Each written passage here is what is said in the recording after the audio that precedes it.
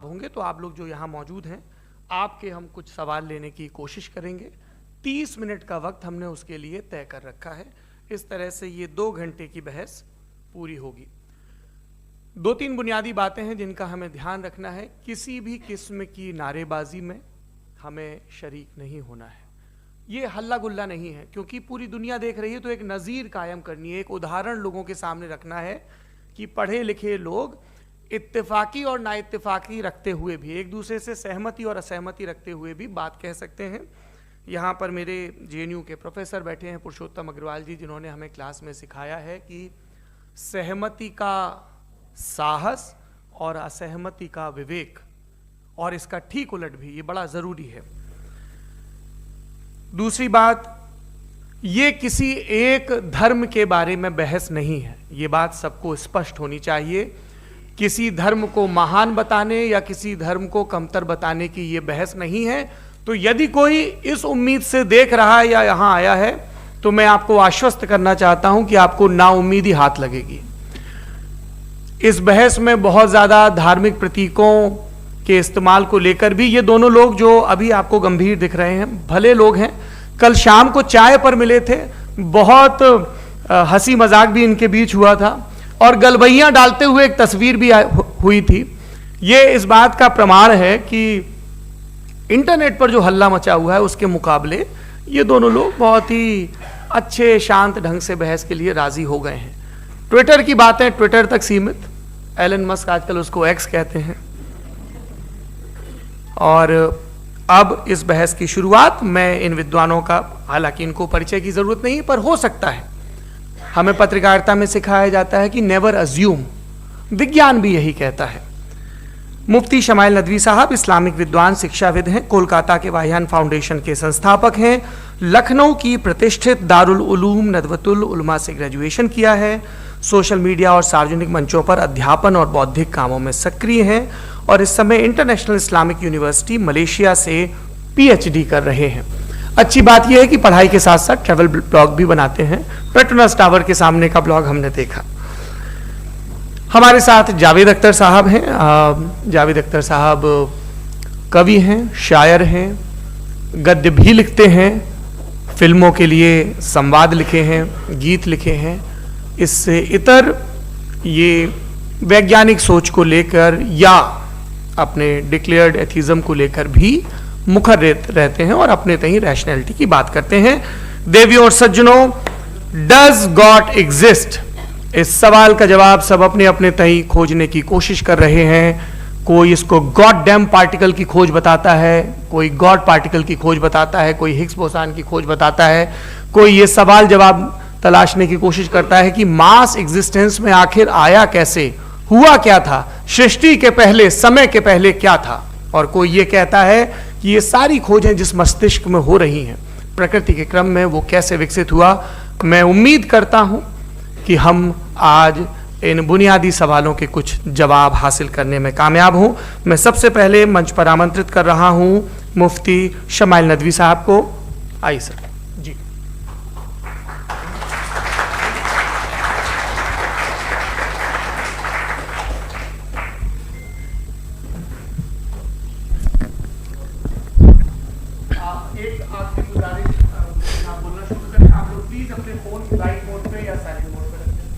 एक बार चेक कर ले, कई बार बेध्यानी हो जाती है।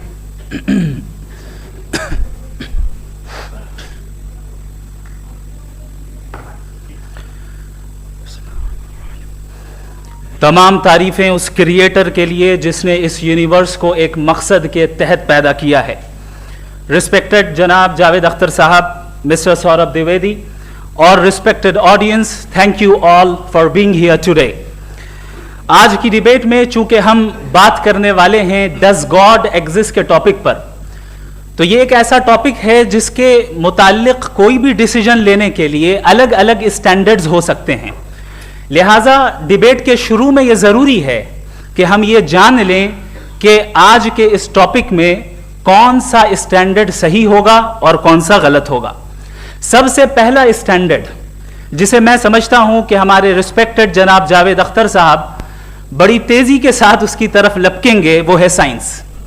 जबकि साइंस दर हकीकत खुदा के एग्जिस्टेंस को डायरेक्टली साबित करने या उसके एग्जिस्टेंस को डिनाई करने के लिए स्टैंडर्ड नहीं बन सकती। और उसकी वजह क्या है, ये मैं नहीं कह रहा, ये वो लोग कह रहे हैं जो साइंस के एक्सपर्ट्स हैं। नेशनल एकेडमी ऑफ साइंस कहती है science doesn't have the processes to prove or disprove the existence of God. Why? क्योंकि साइंस का ताल्लुक एम्पेरिकल एविडेंस से है और एम्पेरिकल एविडेंसेस का ताल्लुक हमारे नेचुरल और फिजिकल वर्ल्ड से है, जबकि गॉड नॉन फिजिकल और सुपर नेचुरल रियलिटी है। लिहाजा नॉन फिजिकल रियलिटी को आप उस टूल के साथ नहीं चेक कर सकते जिसका काम फिजिकल रियलिटी को तलाश करना है। लिहाजा आज इस डिबेट में गॉड की एग्जिस्टेंस को साबित करने या उसे डिनाई करने में साइंटिफिक एविडेंस को एक्सेप्ट नहीं किया जाएगा।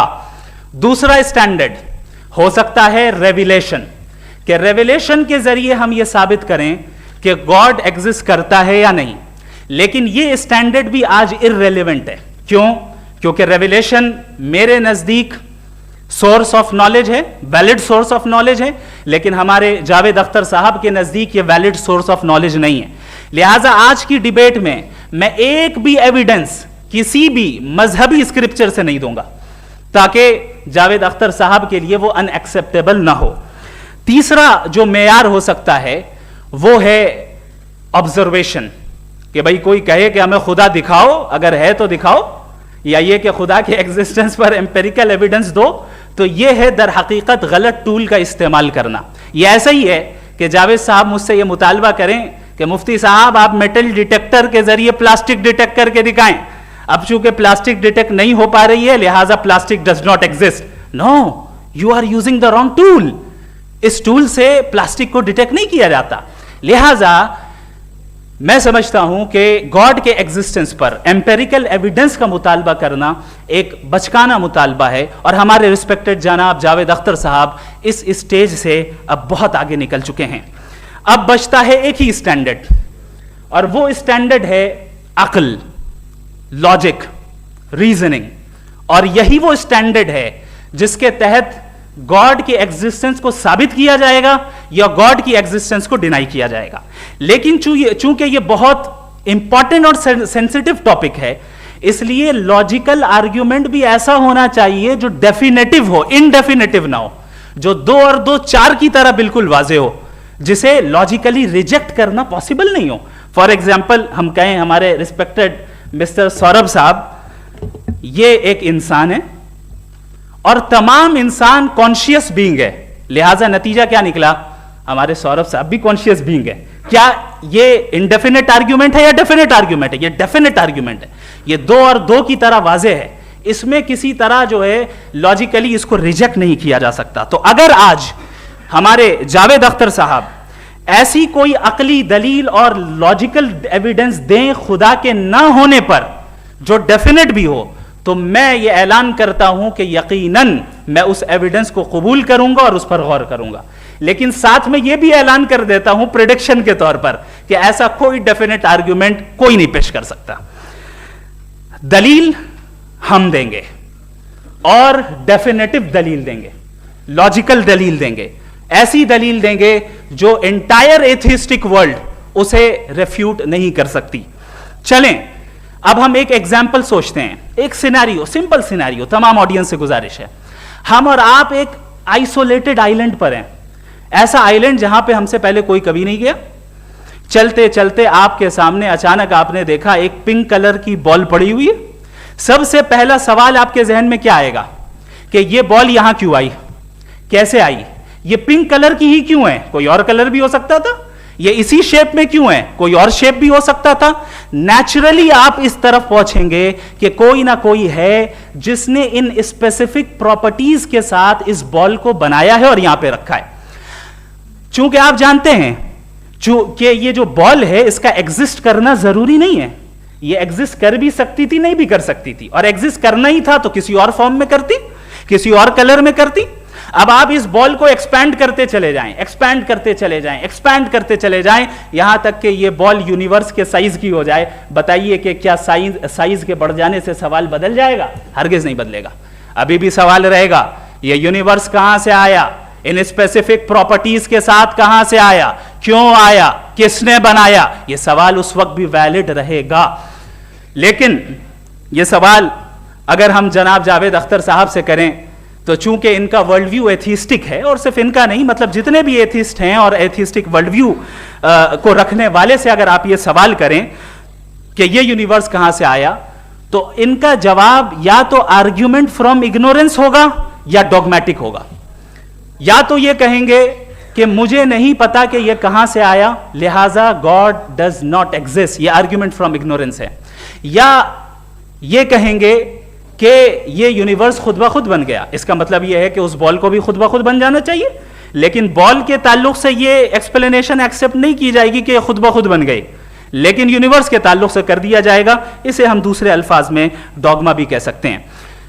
दूसरी चीज, हमारे जावेद अख्तर साहब जरूर गॉड ऑफ गैप्स की मिसाल भी जरूर देंगे, और मिसाल देंगे कि पहले जमाने में बिजलियां कड़कती थी तो लोगों ने किसी एक खुदा की तरफ, और बारिश होती थी तो दूसरे खुदा की तरफ मंसूब कर दिया, उनके पास दलील नहीं थी।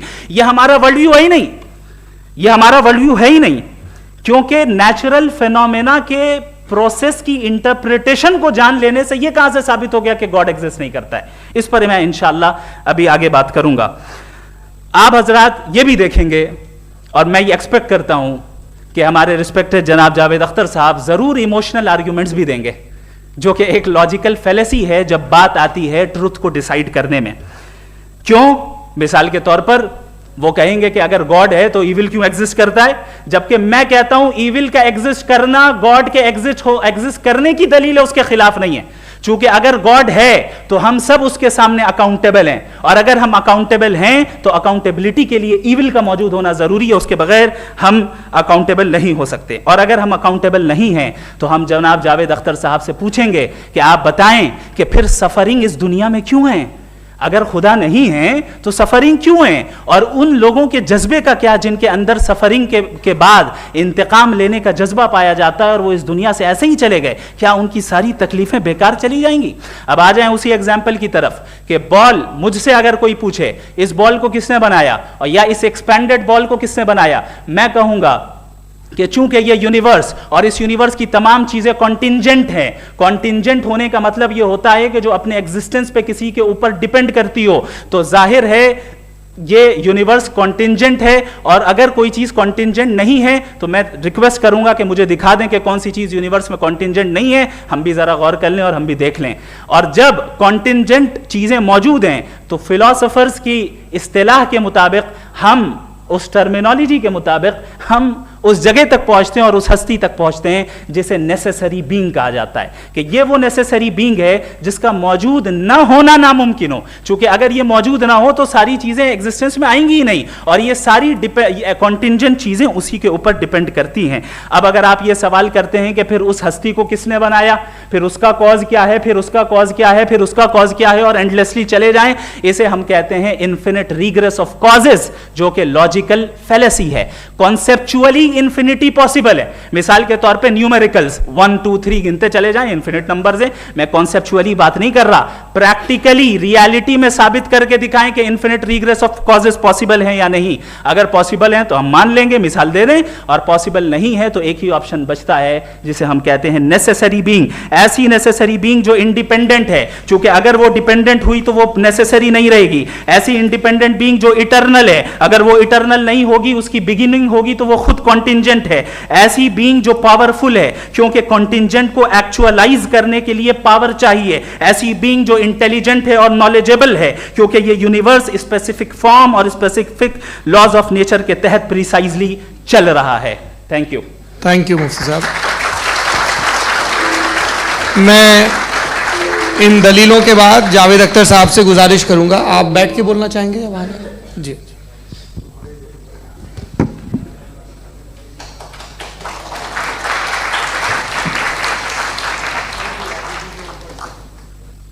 पहले तो मैं मुफ्ती साहब को एक अच्छी खबर देना चाहूँगा कि मेरी नॉलेज साइंस के बारे में बड़ी मामूली है।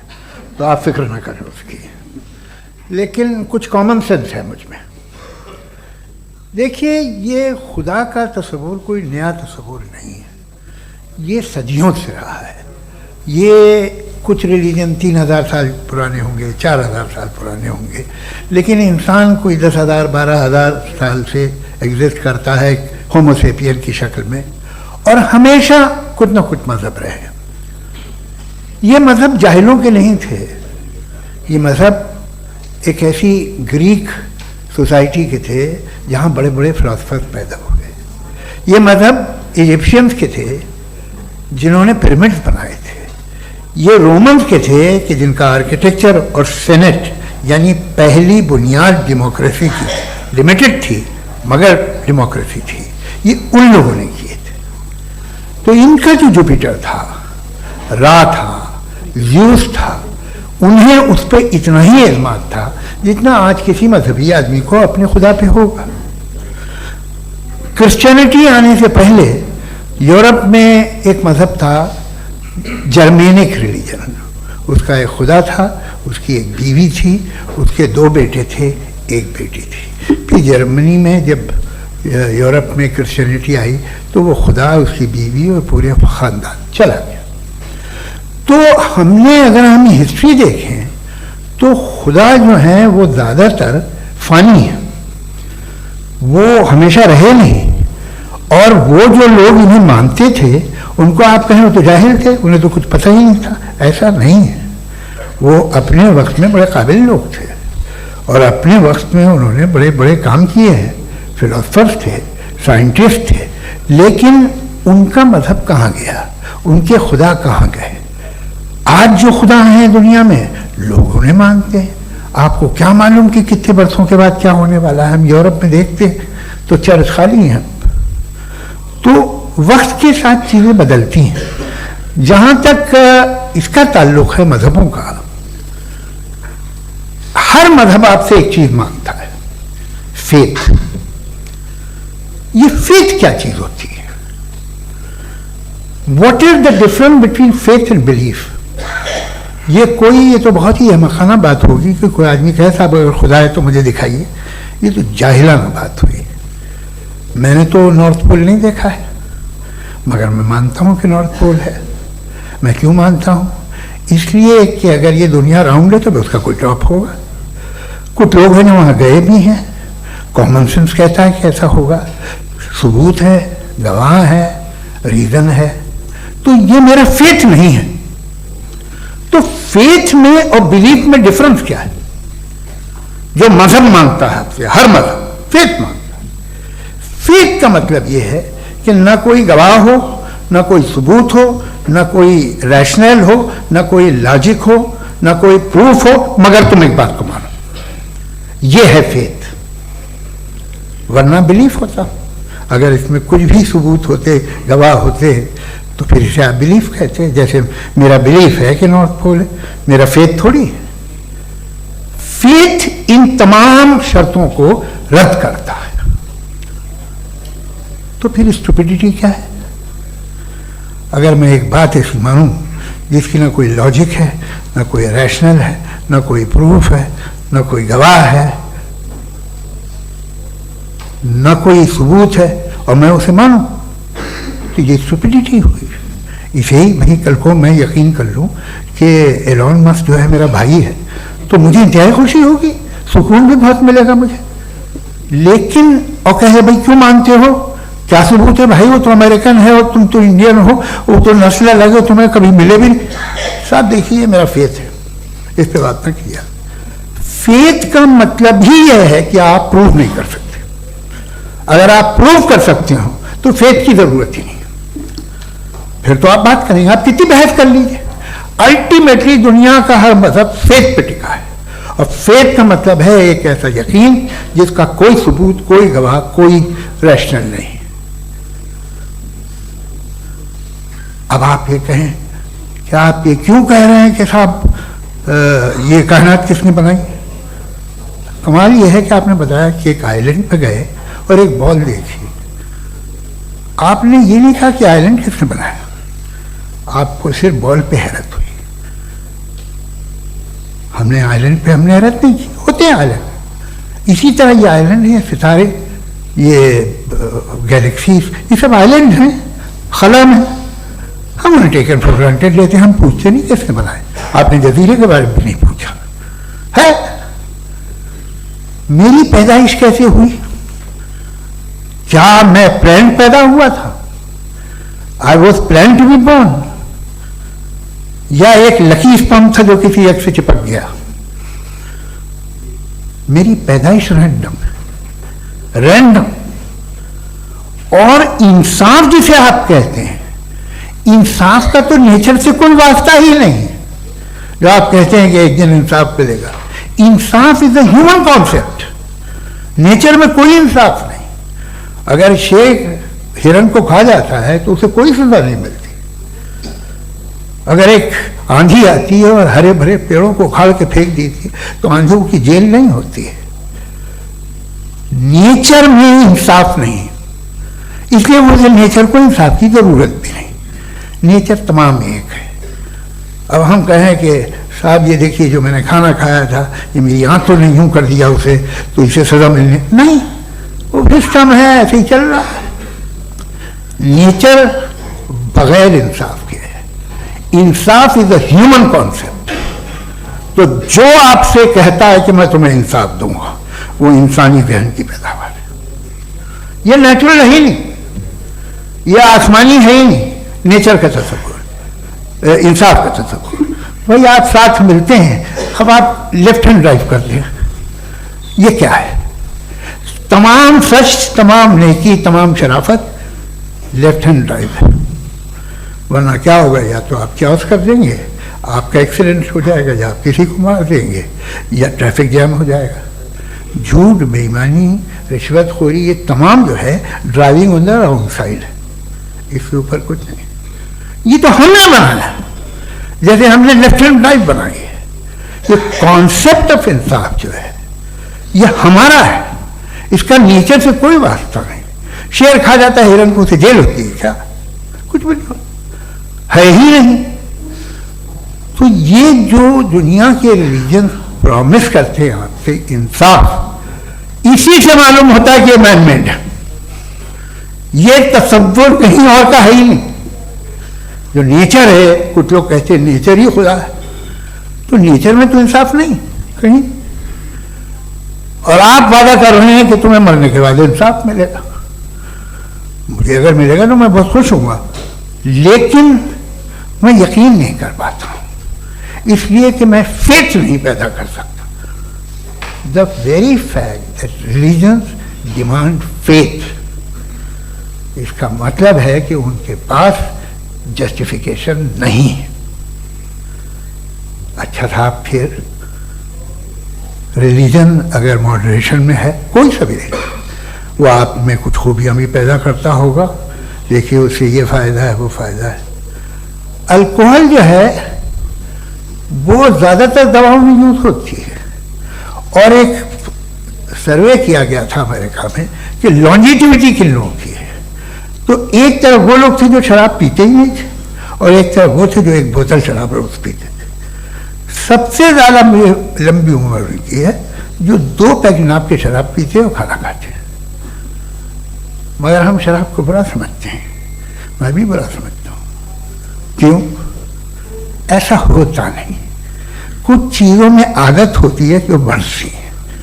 आज तक में एक आदमी दूध पीता है, आप 10 साल बाद भी मिलेंगे तो एक ही गिलास पीता होगा। ऐसा नहीं होता, सुबह से दूध पीता रहता है। मिल्कोहलिक मैंने नहीं देखे, अल्कोहलिक होते हैं। ये टेंडेंसी है मजहब की कि वो बढ़ता है, जैसे कैंसर बढ़ता है, जैसे शराब बढ़ती है। कुछ लोग होंगे जो उसे सही तरह से यूज करते।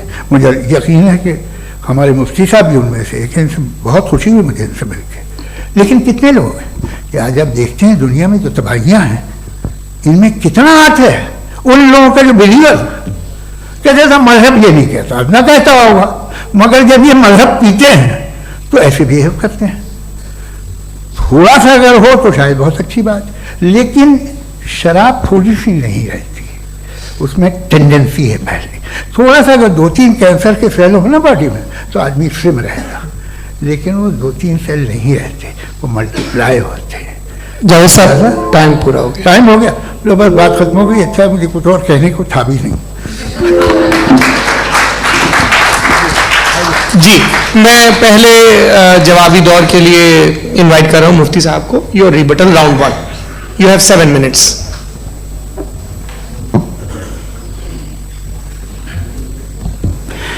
Thank you very much Javed साहब, आपकी बात को सुनकर बड़े महजूज हुए हम लोग। महजूज, do you understand? We enjoyed. Okay, अब थोड़ा सा लॉजिकली उसको हम लोग देखते हैं। दरअसल हम लोगों ने कल गुजारिश की थी मुफ्ती साहब से भी, जावेद साहब से भी, कि हिंदुस्तानी जबान आम फहम सबको समझ में आ जाए, और जहां कहीं आप मुश्किल शब्द इस्तेमाल करें वहां बताते भी चलें। Thank you. तो सबसे पहले हमारे रिस्पेक्टेड जावेद साहब ने हवाला दिया कि खुदा फानी है, कितने मजहब आगे चले गए, किसी ने जुपिटर को खुदा माना, किसी ने किसी को माना। मैं कहता हूं जिसने कॉन्टिंजेंट चीज को खुदा माना, गलत माना, वो खुदा ही नहीं, वो खुदा ही नहीं है। हम तो नेसेसरी बीइंग को साबित करने बैठे हैं, वो नेसेसरी कॉज जो इटरनल है, जो अबदी भी है और अजली भी है, हम किसी और को साबित करने नहीं बैठे। दूसरी चीज उन्होंने कहा कि फेथ एंड बिलीफ, ये एक ऐसी डेफिनेशन है फेथ की जो इन्होंने पहली मर्तबा पेश की है, या माफ कीजिएगा इन्होंने पहली मर्तबा पेश नहीं की है, रिचर्ड डॉकिंस ने पहली मर्तबा पेश की है। मुझे मालूम है ये सोर्स कहां से है। एपिस्टेमोलॉजिकली फेथ और बिलीफ का फर्क आप इस तरह नहीं कर सकते सर। फेथ सही भी होता है, गलत भी होता है, बिलीफ सही भी होता है, गलत भी होता है। जो लॉजिक, रीजन और एविडेंस से बैक्ड होगा वो फेथ सही होगा। और आप जिस फेथ की बात कर रहे हैं कि इलॉजिकल है और उसके पीछे नहीं है, तो we are on the same page. हम नहीं मानते उस फेथ को, जो फेथ ऐसा हो जिसके पीछे कोई लॉजिक ना हो, एविडेंस ना हो, हम नहीं मानते। हम तो उस फेथ के कायल हैं जिसके पीछे लॉजिक हो और एविडेंस हो। तो बिलीफ सही भी होता है, गलत भी होता है, फेथ भी सही होता है और गलत भी होता है। तो आज फेथ और बिलीफ के डिफरेंस पे बात नहीं हो रही। आज आप चाहे फेथ एक्सेप्ट कर लें या बिलीफ एक्सेप्ट कर लें, आज ये बात होगी कि ट्रूथ क्या है, चाहे ट्रू बिलीफ सही है या ट्रू फेथ सही है, और फॉल्स फेथ क्या है और फॉल्स बिलीफ क्या है, बात इस पर हो रही। दूसरी चीज इन्होंने पूछा स्टुपिडिटी फिर क्या है। अगर फेथ रिलीजन स्टुपिडिटी नहीं है तो और क्या है? चूंकि फेथ का मुतालबा करते हैं तो स्टुपिडिटी क्या है? मैं कहता हूं स्टुपिडिटी एथिज्म है। उसकी वजह यह है कि आप एक सड़क पे जा रहे हो और आप किसी गार्डन में जाएं और देखें वहां लिखा है फूलों के साथ I love Javed Akhtar, and I really do, I love you sir. So जब आप वहां पर पहुंचे तो वहां पहुंचकर अब ये बताएं, क्या आप ये कहेंगे वाह व्हाट अ नेचुरल सिलेक्शन? ये क्या नेचुरल सिलेक्शन है? नहीं, ये प्रिसाइजली डिजाइंड है, इसके पीछे डिजाइनर है।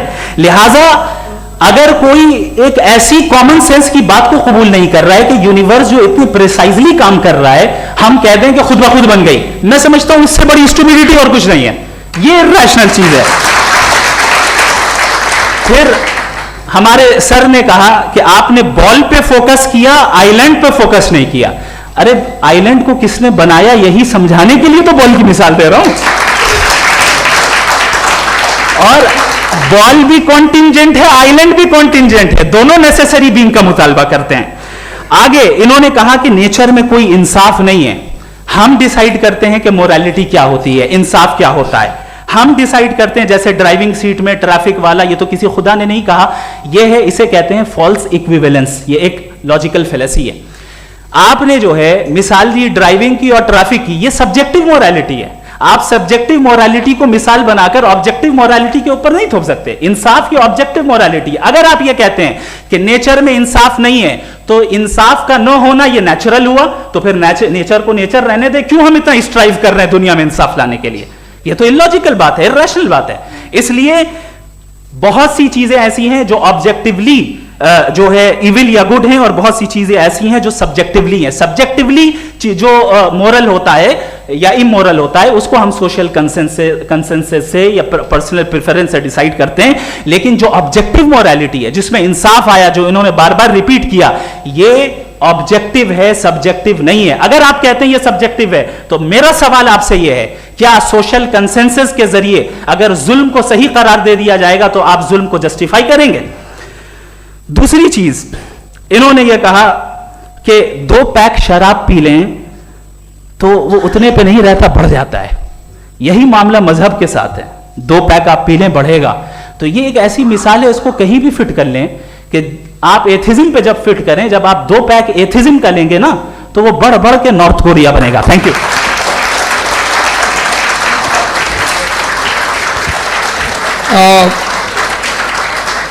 फर्स्ट राउंड की रिबटल के लिए मैं जावेद साहब को इनवाइट कर रहा हूं। आपके पास 7 मिनट का वक्त है, रीसेट कर दीजिएगा प्लीज। मुझे इस बात की खुशी है कि मुफ्ती साहब ने भी मान लिया कि नेचर में कोई इंसाफ नहीं है। तो कोई भी चीज़ जो इंसान ने नहीं बनाई है उसमें इंसाफ नहीं होता है। एक बात मैं आपसे अर्ज़ करूँ, ज़रा पता लगा लीजिएगा, ये जो आप बाग में जाते हैं बेहद खूबसूरत फूल देखते हैं ना, इनमें से कोई नेचुरल नहीं है। ये सारे फूल क्रॉस करके बनाए गए हैं। जो जंगल में फूल होते हैं नहायत मामूली होते हैं, ये फूल इंसानों ने बनाए हैं। जो आप बाग में देख के वाह वाह कहते हैं, ये इंसानों के बनाए हुए हैं। डिफरेंट फूलों को क्रॉस करके, डेवलप करके, फिर क्रॉस करके इस तरह से बनाए गए। नेचुरल फ्लावर नहीं। किसी जंगल वीरान में जाके आप गुलाब के फूल नहीं देखेंगे। ये सब बनाए हुए इंसान ने, बहुत से काम इंसान ने किए हैं। बाकी है कि आपने मेरी एक बात का जवाब नहीं दिया, जिससे मुझे शिकायत है कि फेथ क्या है और आप फेथ मांगते क्यों हैं मुझसे। आप तो लॉजिकल हैं, आपके पास तो सारे रैशनल्स हैं, आपके पास सारे सबूत हैं, तो आपको फेथ की डिमांड क्यों करते हैं कि भाई तुम सरेंडर कर दो और सवाल मत करो। कोई मजहब सारे सवाल करने की इजाजत नहीं देता है और मना करता है कि दादा सवाल ना करो, बह जाओगे तुम। आप क्यों रोकते हैं? हकीकत यह है कि इंसानी तारीख क्या है। इंसानी तारीख यह है कि दुनिया में 2 तरह के लोग हुए हैं। एक वो जिन्होंने अपनी लाइल्मी की परस्तिश की है, दूसरे वो जिन्होंने अपनी इग्नोरेंस या लाइल्मी से झगड़ा किया है और मालूम किया है कि क्या है। ये जो आप कह रहे हैं, आज आप हैरान हैं कि भाई ये यूनिवर्स कैसे बनी। लोग हैरान थे कि सूरज डूबता है तो इधर से कैसे निकलता, और आप एक कदम जाके हमेशा का मानने को तैयार है। एक कदम पीछे ही मान जाइए भाई। आप इसके बाद जाते हो, कहते सवाल ना करना कि ये कहां से आया, ये पावर तो हमेशा से हमेशा रहेगी। तो आप यूनिवर्स के बारे में मानने में क्या तकलीफ है? एक कदम पहले रुक जाइए, ये हमेशा से थी या नहीं थी, हमें मालूम नहीं है। और ये कहना कि हमें मालूम नहीं है, कमाल ये है कि दुनिया के सारे मजहब सब जानते हैं ये दुनिया कैसे बनी थी, कैसे मिटेगी, मरने के बाद क्या होगा, इनको सब इल्म है। इनको किसी को डायनासोर होते थे पहले ये नहीं पता था, किसी को नहीं पता। किसी भी दुनिया की मजहबी किताब में डायनासोर का जिक्र नहीं है। लेकिन बाकी सब बातें, how to make universe in 4 easy lessons and बाकी सब पता है। जिसको सब पता है वो गड़बड़ है। हमें ये इंकिसार, ये ह्यूमिलिटी होनी चाहिए कि हम ये कहें कि हमें ये बहुत सारी बातें नहीं मालूम, लेकिन हम उनकी परस्तिश ना करें, अपनी लाइल्मी को की परस्तिश ना करें, हम उसे पता लगाने की कोशिश करें। जिस दुनिया में आप बैठे हैं सर, ये हॉल जो है, ये इलेक्ट्रिसिटी जो है, ये माइक जो है, जिस हवाई जहाज से आप आए थे, वो जिस कार से आप यहाँ आए हैं, ये सब उन लोगों की बनाई हुई है जिन्होंने सवाल किए थे। ये दुनिया जिसमें आप आज आराम से हैं, ये उन लोगों की बनाई है कि जिन्होंने सवाल किए थे।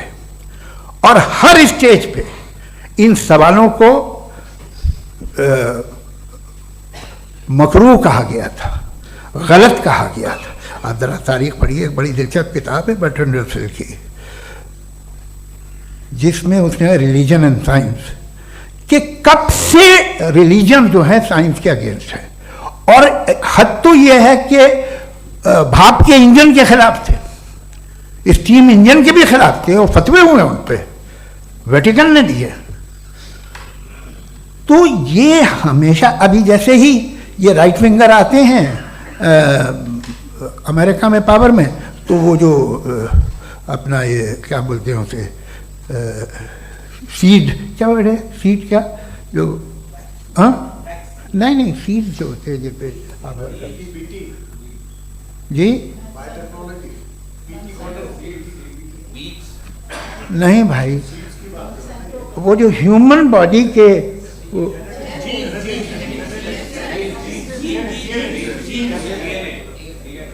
उस पर रिसर्च बंद हो जाती है, रिपब्लिकन नहीं करने देते। अरे भाई इतना डर क्या है तुम्हें? एक जमाने में बहुत नाराज थे ये सारे मजहबी लोग कि ये इंसान तो इंसान बनाने की कोशिश कर रहा है। आपको क्या तकलीफ भाई, बना ले तो बना लेने दो, ये खौफ क्या है? और ये सब आज जो आप कह रहे हैं नामुमकिन है, ये कैसे हुआ? मुझे एक किस्सा याद आता है। जब मैं छठी क्लास में था तो मैं मैथमेटिक्स में बहुत वीक था, तो एक टीचर रख दिया गया, उसने 1 2 3 4 5 6 7 तो सिखा दिया मुझे। वो दिन मैं भूल नहीं सकता हूँ मुफ्ती साहब, जिस दिन उसने ये बताया कि 1/2 क्या होता है और 3/4 क्या होता है। मुझे ऐसा लगा कि मेरा सर बीच से फट जाएगा। यह आदमी कह रहा है कि जो दीवार के अंदर जाओ वॉक करते हुए। आज हंसता हूँ मैं इस बात पे। तो आज जो बातें आपके जहन से बिल्कुल परे हैं और आप हैरान होते उन्हें देख के, एक वक्त आएगा कि मामूली लगेंगे। और हुआ है, आपकी इंसानी तारीख ही है। इतनी जल्दी सारे फैसले आप मत कर लीजिए, थोड़ा ये ह्यूमिलिटी रखिए कि भाई ये हमें नहीं मालूम। ये कहने में क्या आ रहा है? ये यूनिवर्स कहाँ तक फैली, ये कब से है और कब तक रहेगी, हमें नहीं मालूम। आपने फैसला कर लिया कब बनी। ये आपके हिसाब से कोई 14 बिलियन ईयर बनी जो समझा जाता है। उससे पहले हजारों करोड़ों अरबों साल तक खुदा बैठा क्या कर रहा था? खामोश बैठा था, ऐसी जमाइयाँ ले रहा था। फिर उसे आइडिया है, यार एक काम करते, वक्त अच्छा गुजर जाएगा, यूनिवर्स पर आपसे सोचिए। वो तो हमेशा से है ना, मगर यूनिवर्स हमेशा से नहीं है, ये तो बनाई गई है। और उससे पहले क्या था, इनका क्या काम था? कैसी बात है, ये बड़ा आसान है। जो बात हमें आज धीरे धीरे पता चली है, बरसों 2000 और 2500 साल पहले आपको किसी ने बता दिया कि क्या था, आप मान गए और तब से वही मान रहे हैं जो 2500 साल पहले कहा गया था। सब कुछ बदल गया है, सॉल्व हो रही हैं चीज़ें। अभी साइंस बिल्कुल दावा नहीं करती, या कोई फिलोसफर ये दावा नहीं करता कि हमें सब मालूम, बल्कि वो कहता है कि हमें जितना मालूम होता है उससे ये मालूम होता है कि हमें कितना कम मालूम। तो हम अपनी जहालत से लड़े, उसकी परस्तिश न करें। जी, टाइम है। Thank you so much. मैं तर्कों की श्रृंखला में राउंड 2 के लिए मुफ्ती साहब को आमंत्रित कर रहा हूं। आपके पास एक बार फिर से 7 मिनट का वक्त है। शुक्रिया। जनाब जावेद अख्तर साहब कई मर्तबा दोहरा रहे हैं कि फेथ का मतलब बताइए, फेथ का मतलब बताइए। मैंने बता दिया, फेथ सही भी होता है, गलत भी होता है। और आज हम फेथ पे बात नहीं कर रहे, हम ट्रूथ और डज गॉड एग्जिस्ट पे बात कर रहे हैं। क्या डज गॉड एग्जिस्ट, ये ट्रूथ यानी गॉड है या नहीं है, इसमें से दोनों ट्रूथ क्या है। अब आप उसे फेथ कह लें, बिलीफ कह लें, नॉट माई बिजनेस। उसके बाद आपने कहा कि भाई सवाल करने से मजहब रोकता है। मैं कहता हूं जो रोकता है वो रोकता होगा, मैं नहीं रोकता, बल्कि सवाल करें, सवाल करना चाहिए। सवाल कर करके तो हम आगे बढ़ते हैं, तरक्की करते हैं, और इसीलिए मैं आज यहां पे आया हूं। लेकिन सवाल सिर्फ खुदा से नहीं होगा, आपसे भी होगा। सवाल एथिज्म से भी होगा, सवाल सिर्फ मजहब से नहीं होगा, सबसे होगा। और आज मैं सवाल करूंगा और उम्मीद है कि आप जवाब देंगे। अभी तक आपने वैसे कॉन्टिंजेंसी आर्गुमेंट का कोई जवाब नहीं दिया। चलें, आपने कहा यूनिवर्स के बारे में इटर्नल क्यों नहीं बोल देते। ये चूंकि लॉजिकली पॉसिबल ही नहीं है कि यूनिवर्स इटर्नल हो। यूनिवर्स एक कॉन्टिंजेंट चीज है जो टाइम एंड स्पेस के पाबंद है, टाइम एंड स्पेस से बाउंड है। जो टाइम एंड स्पेस से बाउंड होगा वो कॉन्टिंजेंट होगा, जो कॉन्टिंजेंट होगा वो उसकी बिगिनिंग हुई होगी, जिसकी बिगिनिंग हुई होगी वो इटर्नल नहीं हो सकता। ये तो कॉमन सी बात है। आपने कहा कि किसी मजहबी किताब में डायनासोर का जिक्र नहीं है। अफसोस कि आज तक किसी मैथमेटिक्स की किताब में मुझे डायनासोर का जिक्र नहीं मिला। तो इसका मतलब मैथमेटिक्स की किताब बेकार है? नहीं, उसका वो टॉपिक नहीं है। रेवलेशन का और मजहबी किताबों का टॉपिक ये नहीं है कि आपको आके बताए साइकिल कैसे बनाते हैं, या आकर ये बताएं कि जो है डायनासोर कब था। वो तो मोरालिटी सिखाने आया है, गॉड के बारे में बताने आया, नॉन फिजिकल रियलिटी की हकीकत को सिखाने के लिए आया। रिलीजियन साइंस को रोकता है? नहीं रोकता, अगर रोकता है तो गलत करता है। रिलीजियन साइंटिज्म को रोकता है, जिसमें हमारे जावेद साहब मुब्तला है। साइंस और साइंटिज्म में फर्क है। साइंटिज्म यह है कि आप समझें कि साइंस और साइंटिफिक मेथोडोलॉजी ये नॉलेज को हासिल करने का वाहिद सोर्स ऑफ नॉलेज है, यह है साइंटिज्म। हम इसे रिजेक्ट करते हैं। हम साइंस को तो तरक्की करते हैं, भाई आप हमारी पूरी तारीख कर लें, पढ़ लें तो आपको पता चल जाएगा। बहरहाल ये अलग टॉपिक है। उसके बाद इन्होंने एक लफ्ज कहा, वेटिकन ने फतवा दिया। वेटिकन का फतवे से कोई ताल्लुक नहीं है, दोनों कॉन्ट्राडिक्टरी अल्फाज हैं। उसके बाद उन्होंने कहा कि भाई हमें नहीं मालूम। अगर नहीं मालूम तो क्लियरली कह देना कि नहीं मालूम है, इसमें क्या हरज है। तो वही तो मैं कह रहा हूं ना कि आप कह दें कि नहीं मालूम, लेकिन क्लेम क्यों कर रहे हैं कि गॉड एग्जिस्ट नहीं कर रहा है। आप कह दें नहीं मालूम है, हो सकता है हो सकता ना हो, लेकिन आप क्लेम कर रहे हैं। The moment you say God does not exist, this is a claim and now the burden of proof is upon you too, जैसे हमारे ऊपर है। और क्यों है मैं बताता हूं, क्यों है ये भी मैं बताता हूं। फिलोसॉफिकली जो क्लेम होता है ना, सिर्फ ये नहीं होता कि इंसान कहे पॉजिटिव क्लेम करे और नेगेटिव क्लेम करे तो बर्डन ऑफ प्रूफ नहीं है। आप मिसाल के तौर पे मैं कहूं कि फुला उस कमरे में कोई नहीं है, मैंने एक नॉलेज का क्लेम किया है। उस कमरे में कोई नहीं है, मैंने एक नॉलेज का क्लेम किया। या तो मैं कहूं मुझे नहीं पता, हो भी सकता है नहीं भी हो सकता है, this is not a claim. लेकिन जब मैं कह रहा हूं कि वहां कोई नहीं है, या मैं कह रहा हूं वहां कोई है, दोनों क्लेम है और दोनों के ऊपर बर्डन ऑफ प्रूफ है। हमारे ऊपर भी बर्डन ऑफ प्रूफ है, मैंने कंटिजेंसी आर्ग्यूमेंट दिया, इसे तोड़कर दिखाइए। आखिरी चीज इन्होंने कहा कि खुदा दुनिया बनाने से पहले 150 साल पहले या करोड़ों साल पहले क्या कर रहा था। अरे हजरत, चलें बहरहाल मैं जवाब दे देता हूं। आप हमारे रिस्पेक्टेड पर्सनालिटी हैं, अगर आप नहीं होते तो मैं इसे एंटरटेन ही नहीं करता।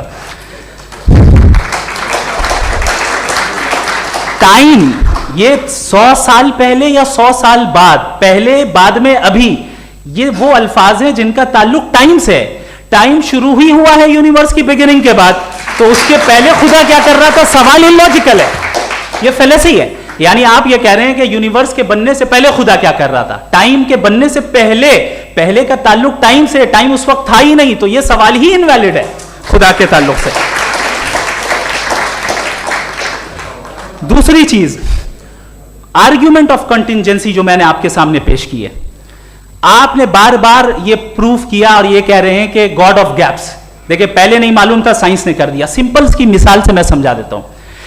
जिस गैप्स की आप बात कर रहे हैं ना, साइंस उन गैप्स को जिन चीज के जरिए भी प्रूव करेगा वो कॉन्टिजेंट ही होगा, अब चाहे वो फोर्स हो, मैटर हो या एनर्जी हो। लिहाजा सवाल हमारा उस वक्त भी वैलिड होगा जब तक कि आप नेसेसरी बीइंग पे ना आ जाएं, और इन्फिनिट रिग्रेस पॉसिबल नहीं है of causes in practical world, तो जाहिर है कहीं रुकना पड़ेगा, जहां रुकेंगे वही खुदा है। दूसरी चीज, आपने ये कहा, क्या कह रहा था मैं, किस पॉइंट को?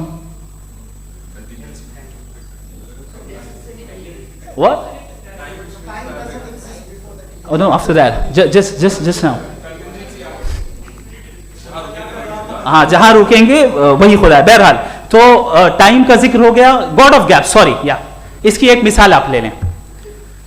एक कार है, एक साहब ने देखा कि भाई कार जो है उसके व्हील्स कितने अच्छे लगे हुए हैं, सही जगह पे, स्टीयरिंग जो है कितने अच्छे जगह पे लगी हुई है, और सीट्स कितने वेल डिजाइंड है, कितनी प्रिसाइजली ये कार काम कर रही है, तो जरूर कोई ना कोई इसे क्रिएट किया है, किसी ने क्रिएट किया है। अब जावेद साहब आए और कहे अरे जनाब बोनेट खोलिए, इसमें इंजन है, इंजन इस कार को चला रहा है, hence prove no one has created the car. This is illogical, this is irrational.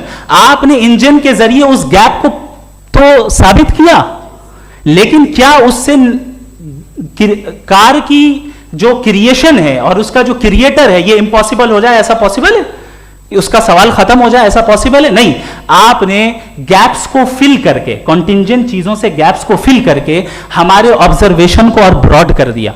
अब हमें और पता चल गया कि ये जो कार है इसका सिस्टम कितना ज्यादा कॉम्प्लेक्स है। पहले कम समझते थे, अब कॉम्प्लेक्सिटी और ज्यादा वाज़ेह हो गई। अब हमें समझ में आ रहा है कि हमारी सर्टेनिटी और बढ़ गई कि जरूर इस कार को किसी ना किसी ने बनाया। यही मामला यूनिवर्स का है। साइंस हमेशा फिजिकल वर्ल्ड की चीजों को ही फिल करती जाएगी और फिजिकल चीजों से ही करती जाएगी, चूंकि एम्पिरिकल एविडेंस का ताल्लुक फिजिकल वर्ल्ड से है। आप साइंस के जरिए मेटाफिजिकल रियलिटी को कभी साबित नहीं कर सकते। ये रॉन्ग टूल का इस्तेमाल करना है। ये वही काम है कि आप मेटल डिटेक्टर से प्लास्टिक डिटेक्टर करने चलें, जो कि जाहिर है सही नहीं है। Thank you.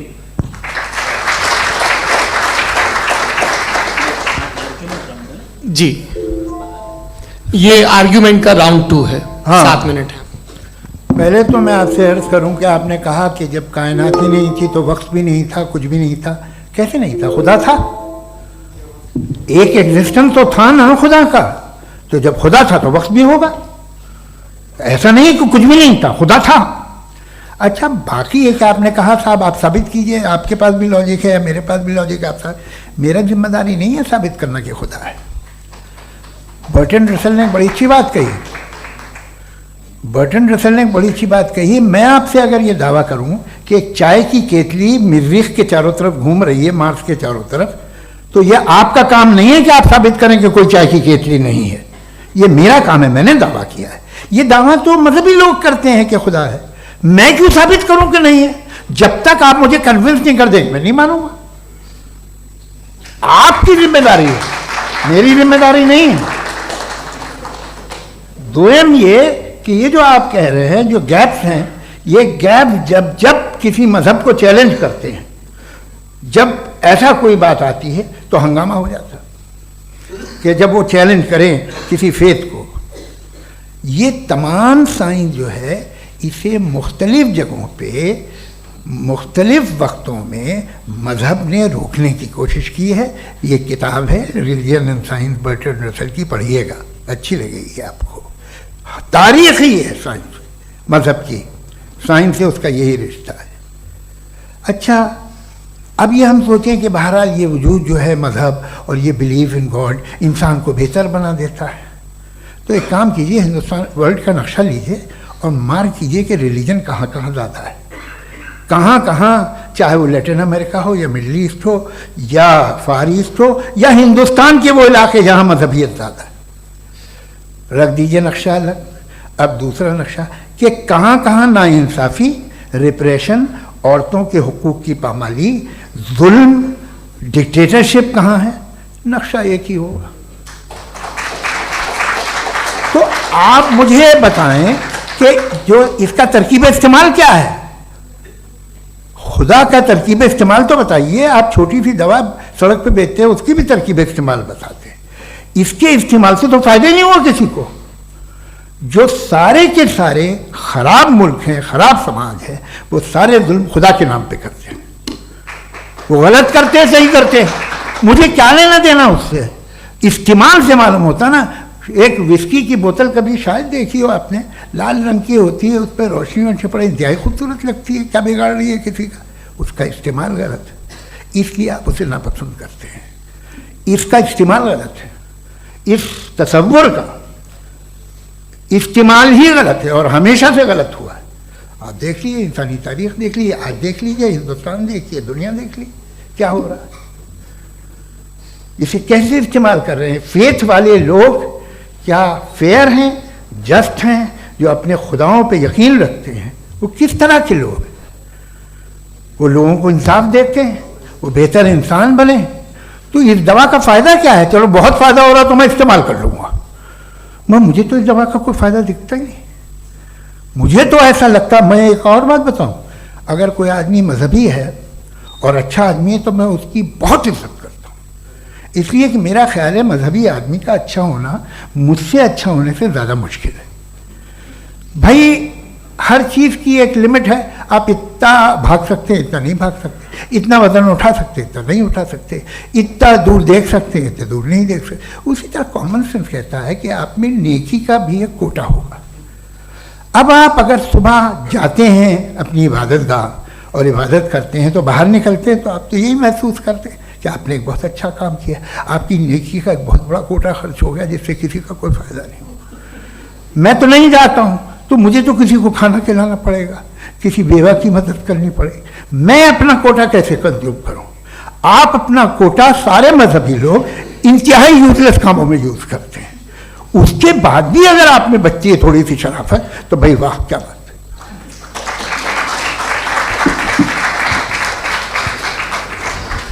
एक तो मुझे ये बात बहुत अच्छी लग रही है कि दोनों ही विद्वान समय को मानते हैं और बहुत समय से अपनी दलीलें और बाज दफा समय से पहले अपनी तकरीरें पूरी करके अपनी अपनी कुर्सी पर बैठ रहे हैं।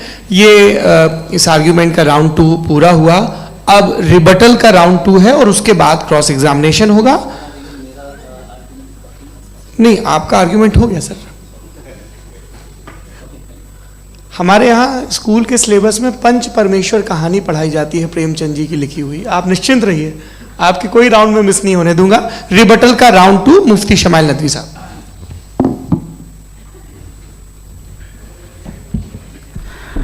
असल में जो हकीकी प्रॉब्लम है, असल प्रॉब्लम है वो ये है कि जावेद साहब के पास कॉन्सेप्ट ऑफ गॉड क्लियर नहीं है। इन्होंने कहा कि कायनात से पहले खुदा तो था, तब भी तो टाइम होगा। ये टाइम कायनात का हिस्सा है। हम खुदा, उस खुदा को मानते हैं, नेसेसरी बीइंग का टाइमलेस होना जरूरी है, चूंकि वो टाइम का क्रिएटर है। जब उसने टाइम को क्रिएट किया तो वो खुद टाइम पे कैसे होगा? उसने जब स्पेस को क्रिएट किया तो खुद स्पेस में कैसे होगा? अगर वो टाइम एंड स्पेस को पहले से ही उसका पाबंद है तो फिर किस चीज को उसने क्रिएट किया? लिहाजा ये सवाल गलत है कि खुदा था तो टाइम होगा। बिल्कुल नहीं, टाइम के पाबंद हम है, खुदा नहीं है। हम फिजिकल वर्ल्ड से ताल्लुक रखते हैं, वो मेटाफिजिकल रियलिटी है। दूसरी चीज इन्होंने मिसाल दी कि चाय की केतली हवा में घूम रही होगी, और पता नहीं शायद वो बर्टन रसल का उन्होंने हवाला दिया। बहरहाल यही प्रॉब्लम है। प्रॉब्लम यही है कि हम चीजों के दरमियान डिफरेंशिएट नहीं कर पाते हैं। ये जो आपने मिसाल दी ये इमेजिनेशन है, और मैं जो साबित कर रहा हूं वो लॉजिकल नेसेसिटी है। आप इमेजिन करना है तो कुछ भी करें, जुपिटर में पिंक एलिफेंट होगा, यूनिकॉर्न होगा, करें। उससे कायनात पे क्या फर्क पड़ता है? उससे आप लॉजिकल नेसेसिटी साबित नहीं कर सकते। मैं तो उस प्राइम कॉज की बात कर रहा हूं, उस नेसेसरी बीइंग की बात कर रहा हूं जिसके बगैर इस कायनात का एग्जिस्टेंस मुमकिन नहीं है। दूसरी चीज, मजहब को साइंस चैलेंज करती है वगैरह वगैरह, ये हमारा टॉपिक ही नहीं है। मैं इस पे बात करूंगा तो फिर मेरा वक्त चला जाएगा। मजहब के ऊपर चूंकि हमारी डिस्कशन नहीं है, साइंस को मजहब और बिलखुसूस मैं और हमारा वर्ल्ड व्यू कम अज कम साइंस को पीछे नहीं करता है, साइंटिज्म की मजम्मत करता है। इसकी वजाहत मैंने पहले कर दी। दूसरी चीज इन्होंने कहा वर्ल्ड का नक्शा लीजिए, वर्ल्ड मैप लीजिए, 2 अलग अलग जगह की। हजरत, मैंने ये होमवर्क किया था और मैंने मिडिल ईस्ट का एक नक्शा लिया और यूरोप का एक नक्शा लिया। ये मजहबी इलाका और ये लिबरल और एथीस्ट इलाका। मुझे पता चला कि सबसे ज्यादा रेप केसेस जो हैं वहां पर है।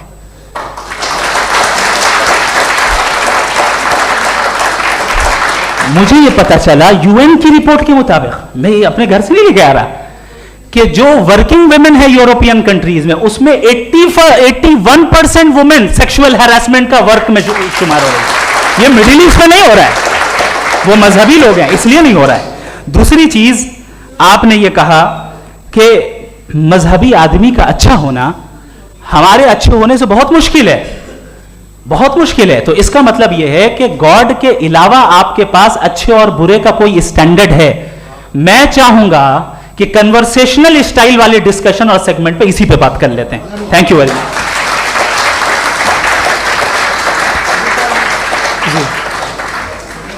ये रिबटल का राउंड 2 है, आपके पास 5 मिनट का वक्त है और इसके बाद क्रॉस एग्जामिनेशन शुरू करेंगे। आप चाहें तो जो इन्होंने सवाल पूछे उनके जवाब आप रिबटल में भी दे सकते हैं। जी जी, देखिए पहले तो ये बात कि ये मिसाल गलत नहीं है, गलत है। इन्होंने पहले ही हमको डिसार्म कर दिया। पहले अकल से मामला सॉल्व नहीं हो सकता, लॉजिक से आप पहुंच नहीं सकते। ये एक मेटाफिजिकल चीज़ है। मेटाफिजिकल अजीब सा लफ्ज़ है, ठीक से किसी को माने नहीं मालूम इसके, तो ऐसा लगता है कुछ बड़ी चीज़ है। अरे भाई क्या होता है मेटाफिजिकल, बताओ, खड़ी हो। ये एक लफ्ज़ है जो कहीं भी इस्तेमाल हो जाता है। जब आप एक बात कर रहे हैं और आप मुझसे बहस कर रहे हैं तो मुझे मेटाफिजिकल मत बताइए, आप लॉजिकली मुझे प्रूव किए, और अगर लॉजिकली आप नहीं बात करते साहब ये मेटाफिजिकल है, तो फिर हम आप बात क्या कर रहे हैं? मेरा आपका किस जबान में कॉन्वर्सेशन होगा? और ये कहना कि वक्त पहले नहीं था, तो फिर क्यों कहते हैं ये हमेशा से और हमेशा रहेगा? हमेशा वक्त है, तो आप कैसे कहते हैं वो हमेशा से है और हमेशा रहेगा? हमेशा का मतलब है कोई वक्त, अगर वक्त ही नहीं है तो हमेशा कैसे? बाहर वो रहेगा। अब मैं ये देखता हूं, आपने कहा ना कि वहां रेप ज्यादा होते हैं, तो हम एक बात देखते हैं कि ये दुनिया जिस पे वो कादर मुतलक है, जिसकी मर्जी के बगैर पत्ता भी नहीं हिलता, ओमनीपोटेंट है, ये दुनिया चल कैसे रही है? और इस दुनिया का हाल क्या है? 45,000 बच्चे जो 10 साल की उम्र से कम थे वो गाजा में मरे। भूख से काला हांडी में बच्चे मरते हैं और डिप्थेरिया से मरते हैं। डिप्थेरिया अजीब मर्ज है, गले में जाली बनना शुरू होती है, बच्चा नीला हो जाता है, गरीब का बच्चा, इसलिए कि उपास इलाज नहीं। ये कादर मुतलक है, जो चाहे कर दे। इससे आप दुआएं मांगते हैं हमारी, ये काम कर दे वो कर दे, तो इसका मतलब डे टू डे लाइफ में वो इंटरफेयर करता है और ये देख रहा है वो। अगर वो वाकई भी है फॉर डिस्कशन सेक, तो मैं जब दुनिया देखता हूं तो मेरे दिल में उसके लिए कोई इज्जत नहीं पैदा होती। ये क्या कर रहे हो तुम पूरे ऑल पावरफुल हो, ओमनीपोटेंट हो, ओमनी प्रेजेंट हो। तुम तो वहां गाजा में रहे होगे ना, तुम हर जगह हो। तुम देख रहे थे कि बच्चे की कैसे धज्जियां उड़ रही, तुम देख रहे थे, और तुम चाहते हो मैं तुम्हारी परस्तिश करूंगा अगर तुम हो भी। अरे यार, इससे अच्छे तो हमारे चीफ प्राइम मिनिस्टर हैं, कुछ तो ख्याल करते हैं। कमाल है, आप किसकी इबादत कर रहे हैं? अगर वो है भी, ये दुनिया नाइंसाफी से, जुल्म से, जबर से, तशद्दुद से भरी हुई है। और आप ये मत कहिएगा कि वो देख रहा है और वो बताएगा एक दिन। अगर वो देख रहा है और इंटरफेयर नहीं करता तो आप दुआ क्यों मांगते? आप कहते हैं मेरा ये काम करा दे, इसके मतलब है वो दखल दे सकता है, वो आपको नौकरी दिलवा सकता है, भले दूसरे आदमी को न मिले, मगर आपका काम कर देगा चूंकि आपने दुआ मांगी है। तो जब वो आपको नौकरी दिला सकता है, लड़की की शादी कर सकता है, बेटे को ग्रीन कार्ड दिलवा सकता है, तो कम से कम ये जो मर रहे हैं बच्चे, इनको रोक दे, कुछ तो करे। मुझे तो दुनिया में, इस दुनिया का कोई मालिक है, इसका ओमनीपोटेंट कोई रूलर है, और ये दुनिया ऐसी चल रही है। मैं तो चाहूंगा कि भाई ना हो, अगर हो तो बड़ी शर्मिंदगी की बात है। शुक्रिया।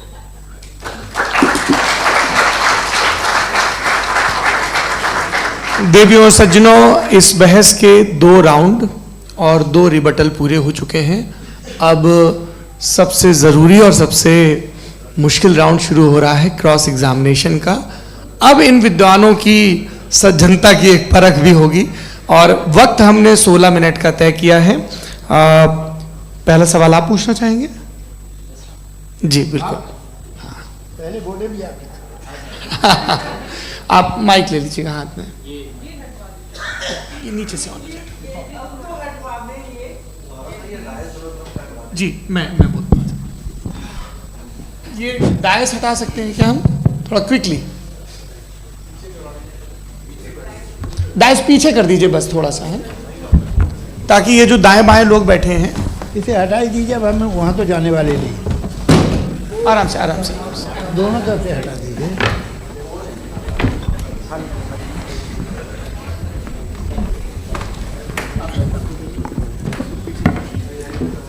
इस बीच आप लोग भी अपने अपने सवाल तैयार कर लें।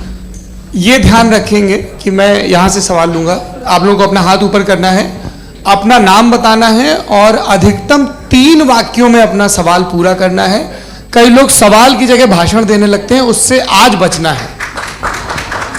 जी मुफ्ती साहब, पहला सवाल आपका, 16 मिनट हैं, हम दोनों लोगों के सवाल लेंगे। जी बहुत शुक्रिया। आपकी जो अभी बात हुई बहुत अहम थी, मैं इसको चाहूँगा कि आगे डिस्कस करूँ, लेकिन चूँकि अभी ये वो सेगमेंट है क्रॉस एग्जामिनेशन, तो सबसे पहला सवाल आपसे ये है कि जो मैं इतनी देर से कॉन्टिंजेंसी आर्ग्यूमेंट आपको बता रहा था, ये अकल से ही बता रहा था हजरत, आप ये बताएं कि आप इन्फिनिट रिग्रेस ऑफ कॉजेस को पॉसिबल मानते हैं या नेसेसरी बीइंग के एग्जिस्टेंस को सही समझते हैं, चूंकि दो ही ऑप्शन हो सकता है, आप ये बताएं। देखिए, आपको मैं ईमानदारी से बात करूं, एक तो मैं कॉन्टिजेंसी वर्ड ठीक से समझता नहीं, और इस वक्त भी जो आपने अंग्रेज़ी के अल्फाज इस्तेमाल किए वो ज़रा थोड़े से मुझे डिफ़िकल्ट और कॉम्प्लिकेटेड लगे, तो आप ज़रा सिंपल ज़बान में सवाल कर सकते हैं। बिल्कुल कर सकता हूँ जी। यूनिवर्स की हर चीज़ कॉन्टिंजेंट होने का मतलब ये है कि वो अपने एग्जिस्टेंस में किसी के ऊपर डिपेंडेड है। जो भी चीज़ डिपेंडेड होगी वो चीज़ इंडिपेंडेंट नहीं हो सकती, तो उसका कोई ना कोई कॉज होगा। तो अब आप क्या समझते हैं कि ये इन्फिनिट रिग्रेस है, यानी कॉज पर कॉज, कॉज पर कॉज, कॉज पर कॉज, और कभी कोई यानी ये एंडलेसली चलता रहा? क्योंकि अगर ऐसा होगा तो हम तो एग्जिस्टेंस में आते ही नहीं। लॉजिकली ये मुत्तफक अलैह चीज़ है, मुत्तफक अलैह अग्रीड अपॉन। ओके, इस पे हमने एग्री किया था कि मुश्किल शब्द आएगा तो अर्थ बताना पड़ेगा। तो इन्फिनिट रिग्रेस तो पॉसिबल नहीं है, तो कहीं ना कहीं आपको रुकना पड़ेगा ऐसे नेसेसरी बीइंग पर। नहीं, कोई ज़रूरत नहीं रुकने की। किसने कहा आप रुकना पड़ेगा? आप रुकते हैं खुदा पे, आप नहीं रुकते। आप कहते हैं वो हमेशा से, जब उस वक्त से है जब वक्त नहीं था। आप कहाँ रुकते हैं कि अब हुआ था वो? आप नहीं कहते। हम क्यों नहीं मान सकते कि यूनिवर्स जो है और बल्कि मल्टीवर्सेस जो है वो हमेशा से हैं, वो बनती है, बिगड़ती है। एक हमारे यहाँ एक चीज़ है ब्लैक होल, वो समेट लेता है वापस, फिर ब्लास्ट होता है, फिर फैल जाता है। और इसमें हमारी तो खैर कोई औकात ही नहीं है इंसान की। एक छोटे से ज़र्रे पे हम 50-60 साल की उम्र रखते हैं, जो करोड़ों अरबों साल की कायनात है उसमें, और पैदा भी नहायत ही बेहुदा वजह से हुए थे। तो इसमें ये सोचना कि इसकी वजूहात और ये क्यों है, ये डिपेंडेंट है, ये हम देख रहे हैं, क्या मालूम। आप सोचिए कि ये जो फैल रही है कायनात, ये कहाँ फैल रही है, ये कहाँ जा रही है, और ये फैल क्यों रही है? अरे बना ली थी तुमने, रुको भैया, हमें काफ़ी है। ये फैल क्यों रही है? ये और कौन सी कायनात जिसे मैं दूरबीन से देखता हूँ तो 2 बिलियन लाइट ईयर पे है, उससे मेरा कोई वास्ता ही नहीं है। 2 बिलियन ईयर यानी अगर मैं 80,000 माइल्स पर सेकेंड से चलूँ तो 20 करोड़ साल में वहाँ पहुँच जाऊँगा। इसकी ज़रूरत क्या थी? ये दुनिया, ये कायनात तो इंसान अशरफुल मखलूक़ात के लिए बनाई गई ना। तो ये सब ये टर्म समझ में नहीं आया, इसमें कोई ख़ास समझने वाली बात थी भी नहीं। ये जो अल्टीमेट कहा यह जाता है कि ये जो पूरी यूनिवर्स है, ये जो दुनिया है, ये इंसान के लिए बनाई गई। अच्छा, ये सब इंसान के लिए। क्यों साहब, सही है ना? बिल्कुल, लेकिन इसका ये मतलब नहीं कि किसी चीज के पीछे रीजन आपको नहीं पता तो रीजन नहीं है, इसे कहते हैं नहीं, मुझे नहीं पता, लेकिन मेरी जिम्मेदारी नहीं है। वो बिल्कुल सही कहा था उसने, बर्टन रसल ने। आपने उसे मजाक में टाल दिया कि भाई आप एक दावा कर रहे हैं, मैं क्यों कहूं कि ये गलत है दावा? आप प्रूफ कीजिए, मेरे पे जिम्मेदारी ही नहीं है, मैंने थोड़ी कहा है। आप प्रूफ कीजिए कि ये सही है। आप आर्ग्यूमेंट ऑफ कंटिंजेंसी का जवाब नहीं दे रहे हैं। पूछना चाहेंगे? आप सवाल पूछना चाहेंगे मुफ्ती साहब से? क्योंकि ये क्रॉस एग्जामिनेशन का दौर है। आप जैसे पहले बोल रहे थे फेथ को लेके कुछ, मैं ये पूछना चाहूँगा कि खुदा ने जो भी रेवोल्यूशन किए हैं, एक मज़हब के लिए बहुत से मज़हबों में किए हैं, अलग अलग रेवोल्यूशन है। कहीं कुछ एक बातें हैं, कॉन्ट्रडिक्शन भी है आपस में, कहीं कुछ आप कर सकते हैं, कहीं कुछ नहीं कर सकते। ऐसा नहीं है कि सबकी कोड ऑफ मॉरल एक है। तो ये किस्सा क्या है? अब आप ये देखिए कि मुझे कभी कभी लगता है कि ये जो फुटबॉल फाइनल होता है, लाखों लोग होते हैं, फिर वो टीवी कवर करती, करोड़ों लोग, अगर उसमें खुदा की एक बूमिंग आवाज़ आ जाती, मैं गॉड हूँ, तो सारे लोग अभी सुन लेते और टीवी पे भी सुन लेते, किस्सा खत्म होता। ये इतनी राजदारी क्या है कि तुम सामने कुछ तो सबूत दे दो हमें सॉलिड। ये कह रहे साहब ये यूनिवर्स कैसे बनी, इससे मसला क्या हल होगा? मैं पूछूंगा आपसे खुदा कैसे बना? क्यों नहीं पूछूंगा कैसे बना? बल्कि वो तो कायनात से कहीं ज़्यादा इंटेलिजेंट है, कायनात से कहीं ज़्यादा कॉम्प्लेक्स। जी वो हमेशा से है, आप कहेंगे मैं मान लूँगा। अच्छा, दोयम वो कादिर मुतलक, यानी कादिर मुतलक का मतलब ओमनीपोटेंट, वो जो चाहे कर सकता है। आपको नौकरी दिलवा सकता है, आपकी अच्छी जगह शादी करवा सकता है, आपके पड़ोसी आपका मुकदमा हरवा सकता है, आपको जिता सकता है, सब काम करता है। थोड़ा सा माइक क्लोज जी। वो इस दुनिया को चला कैसे रहा है, ये दुनिया कैसे चल रही है, आपको इस पर हैरत नहीं होती?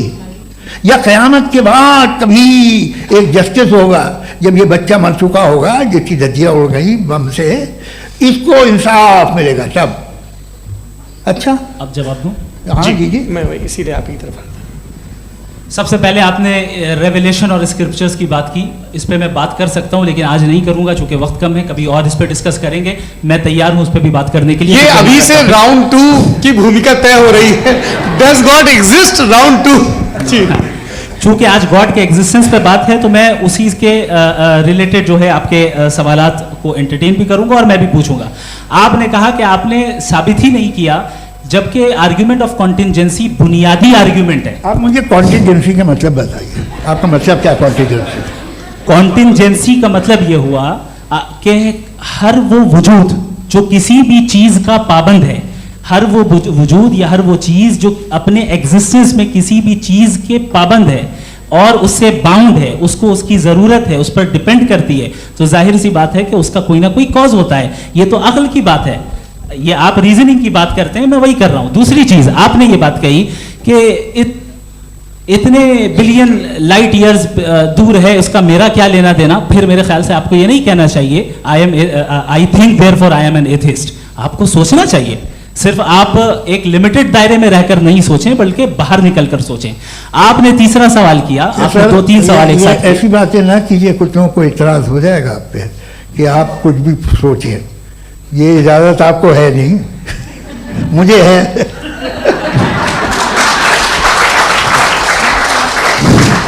जी। आपने प्रॉब्लम ऑफ इविल के ताल्लुक से सवाल किया और बार बार आप एक लफ्ज रिपीट कर रहे हैं कि ओमनीपोटेंट गॉड है, ऑल पावरफुल गॉड है।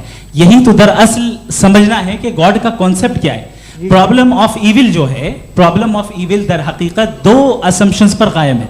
अगर आप इन 2 असम्पशंस को समझ जाएं तो ये प्रॉब्लम नहीं रहेगी, ये आर्ग्यूमेंट आपको समझ में आ जाएगी कि ये कोलैप्स कर जाता है।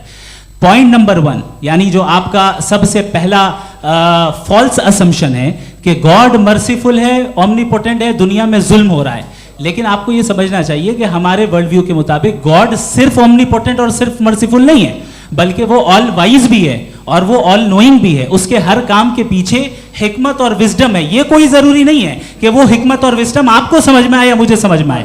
अगर आप जो समझ रहे हैं उसके मुताबिक आप फैसला कर रहे हैं, ये लिमिटेड पर्सपेक्टिव से आर्ग्यूमेंट है। और इस चीज को हम अपनी दुनिया में, अपने लाइफ में, डेली लाइफ में इस प्रिंसिपल को एक्सेप्ट करते हैं। हम जब किसी डॉक्टर के पास जाते हैं, डॉक्टर के पास जाकर वो अगर उसने हमें कोई दवाई दी है तो हम ये तो नहीं कहते कि जब तक आपके पास जितना नॉलेज और जितना विजडम नहीं है, आपने क्यों ये दवाई दी है, तब तक हम इस चीज को एक्सेप्ट नहीं करेंगे। नहीं कहते, हम उसकी अथॉरिटी को तस्लीम करते हैं। क्यों? क्योंकि उसकी हम जानते हैं कि वो नॉलेजेबल है, वो विजडम वाला है, हमसे ज्यादा नॉलेज और हमसे ज्यादा विजडम है। बताएं सर। नहीं, डॉक्टर में और खुदा में बड़ा डिफरेंस है। डॉक्टर पढ़ा लिखा होता है एक, तो मैं उसकी बात सुनूंगा। 2M ये नहीं, कुछ जवाब तो ये भी नहीं है सर। प्लीज, अगर सब ऑडियंस से बोलने लगेंगे तो फिर मतलब नहीं सिविलाइज्ड बहस का। मतलब आप ये कहें कि चूंकि आप डॉक्टर पे बिलीव करते हैं इसलिए खुदा पे बिलीव कीजिए, क्या ये मिसाल आपको समझाने के लिए आर्गुमेंट है, इस पे आपको एतराज नहीं है। तो सिंपल बात ये है कि मैं अगर ये यकीन कर लूँ कि एक ओमनीपोटेंट, उसकी मसलहत है, ये जो बच्चे मर रहे हैं ये मसलहत है उसकी, मुझे नहीं चाहिए थी मसलहत। उसकी मसलहत नहीं, यही तो समझना है, मतलब एक्सपीरियंस। अच्छा, इस आपने अभी मेरी बात पूरी सुनी नहीं। मैंने कहा आपका पूरा आर्ग्यूमेंट 2 फॉल्स असम्पशंस पर है। एक फॉल्स असम्पशन मैंने बता दिया, दूसरा फॉल्स असम्पशन ये है कि इस दुनिया में इविल के होने का कोई गुड रीजन नहीं है, जबकि हमारे पास बाज रीजंस मौजूद हैं, हमारे पास बाज वजूहात मौजूद हैं। अगर इस दुनिया में इविल ना हो तो आप गुड को डिफाइन कैसे करेंगे? अगर जुल्म ना हो आप इंसाफ को समझेंगे कैसे? अगर तारीकी ना हो तो आप लाइट को समझेंगे कैसे? बहुत अच्छे। अभी और सुन लें, अभी और बाकी है। ये तो बात बहुत पसंद आई साहब मुझे कि जब तक रेप ना हो तब तक औरतों की इज्जत का ख्याल आपने मेरा जवाब पूरा सुना ही नहीं। जब तक के बच्चों का कत्ल ना किया जाए तब तक आपको बच्चों की मासूमियत की इज्जत। आपने पूरा जवाब सुना ही नहीं। क्या बात है, क्या आपने नुक्ता निकाला? आपने पूरा जवाब सुना ही नहीं। आप सुन लें, मेरी बात सुन लें। ये मैंने आपको एक चीज बताई। दूसरी चीज, इस दुनिया में हम आए हैं टेस्ट के लिए, हमारा टेस्ट हो रहा है और हर इंसान का अलग अलग अंदाज में टेस्ट होता है। और इस दुनिया में अगर ईविल मौजूद है तो वो ईविल जरिया है हमारे अंदर ह्यूमन नोबल क्वालिटीज को डेवलप करने का और अलग अलग फील्ड में प्रोग्रेस करने का। और अगर हमारे अंदर और इस दुनिया में ईविल नहीं होता तो बताइए टेस्ट का मतलब क्या होता? अगर मैं अपने स्टूडेंट को एमसीक्यूज दूं और उसमें सिर्फ राइट आंसर लिख कर दे दूं और कहूं तुम्हारा टेस्ट हो गया, ये मीनिंगलेस है। इस दुनिया में अगर हम टेस्ट के लिए आए हैं तो जाहिर है गुड एंड ईविल दोनों मौजूद है। तो अगर गुड एंड ईविल दोनों मौजूद है तो ये ईविल भी खुदा का बनाया हुआ है? जी हाँ, खुदा का बनाया हुआ है। लेकिन अच्छा, चलो अच्छी बात। जी बिल्कुल, तो बिल्कुल खुदा ने बनाया है। अभी तो ये है कि जो मेजॉरिटी है दुनिया में वो ईविल है, तो ये खुदा एक्चुअली ईविल के साइड पे लग रहा है मुझे। बिल्कुल भी मेजॉरिटी में तो वो है। क्या बात कर रहे हैं भाई आप? कोई भी जो मुंसिफ होगा, चाहे आपका अपना घर हो जिसके आप सबसे बड़े हैं, चाहे आपकी ऑर्गेनाइजेशन हो जो आप चलाते हैं, वहां पर आप ईविल रखेंगे साबित करने को कि बाकी लोग शरीफ हैं? मेरी बात सुनिए, क्या ये आर्ग्यूमेंट ही गलत है? अगर कि जब तक के कोई ईविल नहीं होगा तब तक के शरीफ आदमी शरीफ नहीं लगेगा। अगर एग्जामिनर गलत ऑप्शन दे रहा है तो एग्जामिनर ईविल नहीं हो गया, जो गलत ऑप्शन को सेलेक्ट कर रहा है वो फेल होगा। क्रिएटर ने ईविल को बनाया है लेकिन वो ईविल नहीं है। अच्छा सुनिए मेरी बात, let me complete sir. Creator ने ईविल को बनाया है टेस्ट के लिए, वो ईविल नहीं है। ईविल वो होगा जो उसे इख्तियार करेगा। छुरी को बनाने वाला गलत नहीं होता है, छुरी का गलत इस्तेमाल करने वाला गलत होता है। रेप को कैसे गलत इस्तेमाल करते हैं? रेप इंसान के फ्री विल का नतीजा है।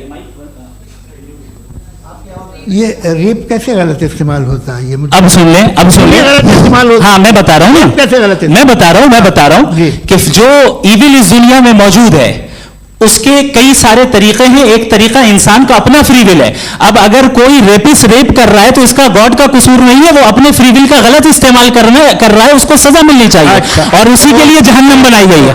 ये फ्री विल का भी बड़ा चक्कर। आप जब कोई बुरा काम करते हैं या कोई बुराई होती है तो ये कहा जाता है कि ये फ्री विल है। 7 billion free wills are moving on this planet. 7 billion free will. और एक आदमी अपनी फ्री विल से मुझे कत्ल कर दे तो मैं खुदा की मर्जी से मर रहा हूँ कि इसकी फ्री विल की वजह से? मेरी मौत खुदा के हाथ है या ये फ्री विल वाले के हाथ है? खुदा ने फ्री विल का निजाम बनाया है और उस निजाम का गलत इस्तेमाल करके कोई आपको मार रहा है, इस्तेमाल करके मेरा कत्ल कर देता है। अब मेरी मौत का जिम्मेदार कौन है? वो इंसान जिम्मेदार है। वो इंसान जी। ये कहना कि और उसको सजा मिलेगी। तो अब आप आगे चलिए कि ये तय करना कि अल्लाह ही या अल्लाह ने खुदा ही जिंदगी देता है, खुदा ही मौत देता है, ये गलत है। बिल्कुल गलत नहीं है। हाँ, नहीं। निजाम उसी ने बनाया फ्री विल का, निजाम मौत और हयात को उसी ने बनाया। You are contradicting yourself. अभी आपने कहा कि एक आदमी ने फ्री विल से आपको मार दिया, इसमें उसे फ्री विल दी गई थी, उसने गलत इस्तेमाल किया। 7 billion free wills are moving on this planet और आप चाह रहे हैं कि मैं सिर्फ खुदा का ध्यान करूं। ये 7 बिलियन फ्री विल्स को मुझे लुक आफ्टर करना पड़ेगा कि नहीं? ये तो तबाहियां कर रही हैं और तबाहियां ज़्यादा हो रही हैं। बिल्कुल। तो अगर आप बताएं अगर खुदा नहीं है फॉर एग्जाम्पल, तो आप ईविल को कैसे डिसाइड करेंगे? यानी how can you define evil objectively without God? Evil को डिफाइन करिए।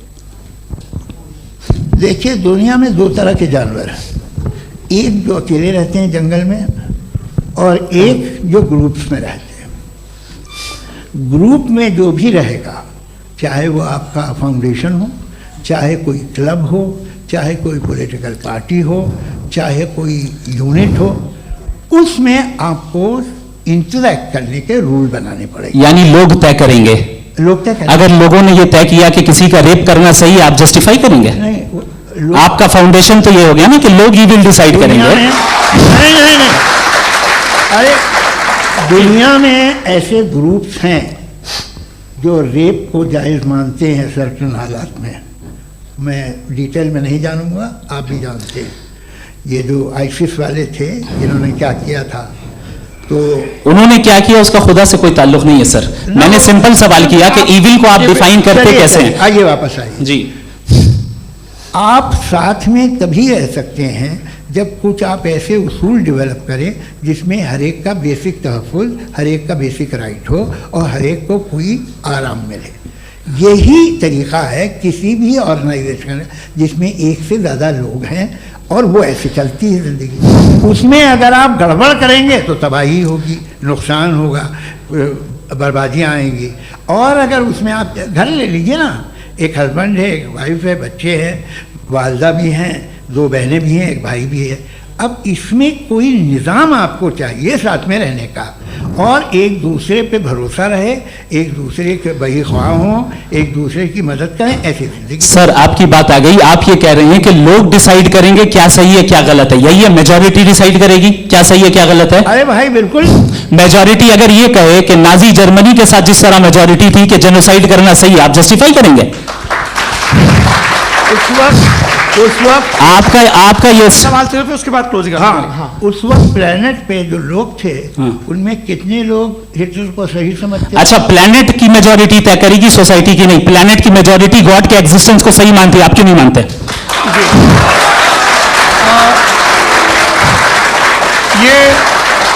हेलो ये क्रॉस क्वेश्चन का राउंड यहाँ पर समाप्त होता है। और ये बड़ा अच्छा है कि इस तरह से फ्रेगमेंट कर दिया गया है ताकि जो मरकरी ऊपर जा रहा है जवाब दे दूं। जी, प्लेनेट की ज़्यादातर मेजॉरिटी कुछ दूसरे मजहबों के खुदा को मानती है। आप उन्हें क्यों नहीं? आप तो मेजॉरिटी की बात कर रहे हैं। अच्छा, ये क्लोजिंग आप ये कह रहे हैं इविल और गुड को डिसाइड मेजॉरिटी करेगी, मेजॉरिटी जो कर देगा सही हो जाएगा। क्लोजिंग इसको जैसा आप ही लोगों ने तय किया है उसी फॉर्मेट को फॉलो कर लेते हैं। हाँ भाई, मैंने तो भले लोगों पे एतबार किया और तब मॉडरेशन तय किया। जी, आपके पास 5 मिनट का वक्त है, क्लोजिंग आर्ग्यूमेंट है, उसके बाद हम ऑडियंस से क्वेश्चन आंसर लेंगे जावेद साहब के क्लोजिंग आर्ग्यूमेंट के बाद। ओके, बहुत शुक्रिया जी। हमारा जो टॉपिक है डज गॉड एग्जिस्ट, मैं इस पे इतनी एकेडमिक तैयारी करके आया था, मुझे था कि मैंने सोचा था कि कई सारे मैं आर्ग्यूमेंट्स दूंगा, लेकिन वक्त की भी किल्लत और जावेद साहब बार बार इधर उधर चले जा रहे थे तो उसको भी थोड़ा एंटरटेन करना पड़ गया। डज गॉड एग्जिस्ट पे मैं एक ही आर्ग्यूमेंट दे पाया, आर्ग्यूमेंट्स बहुत हैं और डेफिनेटिव आर्ग्यूमेंट्स हैं, और मेरे आर्ग्यूमेंट को किसी एक राउंड में भी इन्होंने एंटरटेन नहीं किया और रेफ्यूट नहीं किया, एक राउंड में भी नहीं, एक राउंड में भी नहीं। कौन सा? और ना ही अभी आपका क्लोजिंग आर्ग्यूमेंट आएगा, नहीं, वो बता देना। Argument of contingency sir. अरे मैं आपसे कई बार कह चुका हूँ कंटीजेंसी का मतलब। अब मैं कैसे समझाऊं आपको? आपस में हाँ, आप और कितने आसानी से समझाऊं मैं, मुझे तो नहीं समझ में आ रहा है। आप अपनी कंटीजेंसी उर्दू में बोल सकते हैं। हाँ, आप अपनी बात पूरी कर ले जी, आखिरी 4 मिनट। दूसरी चीज, just a minute please ma'am, can I talk? दूसरी चीज ये है कि आपने एक तो इसका जवाब नहीं दिया, दूसरा आपने गॉड के ना होने पर कोई डेफिनेटिव आर्ग्यूमेंट नहीं दिया, सिर्फ मजहब पे बात कर रहे हैं आप। मजहब तो आज हमारा टॉपिक ही नहीं था, आज तो हमारा टॉपिक हो, आप मजहब से ले लेकर आईएस तक चले गए। भाई हमारा क्या ताल्लुक है उससे? We condemn them. और उसका गॉड से क्या ताल्लुक है? अगर कोई गलत काम कर रहा है, किसी ने किसी को कत्ल किया, किसी ने किसी का रेप किया, उसको सजा मिलनी चाहिए। और आपके पास कोई भी rational strong foundation of morality नहीं है। आपने कहा कि मेजॉरिटी तय करेगी सोसाइटी की, वो सही होगा। मैंने कहा हिटलर को फिर आप सही कहेंगे, नहीं, प्लैनेट की सोसाइटी की मेजॉरिटी तय करेगी। तो प्लैनेट की मेजॉरिटी गॉड के एग्जिस्टेंस को मानती है, आप कह रहे हैं ये रिलीजियस है। तो यानी आपके पास कोई स्ट्रॉन्ग फाउंडेशन नहीं है ऑब्जेक्टिव मोरालिटी का। ऑब्जेक्टिव मोरालिटी का अगर कोई फाउंडेशन है तो वो सिर्फ गॉड है, गॉड है, गॉड है। थैंक यू जी। ये मुफ्ती शमाइल नदवी साहब का क्लोजिंग आर्ग्यूमेंट था। अब हमारे पास जी जी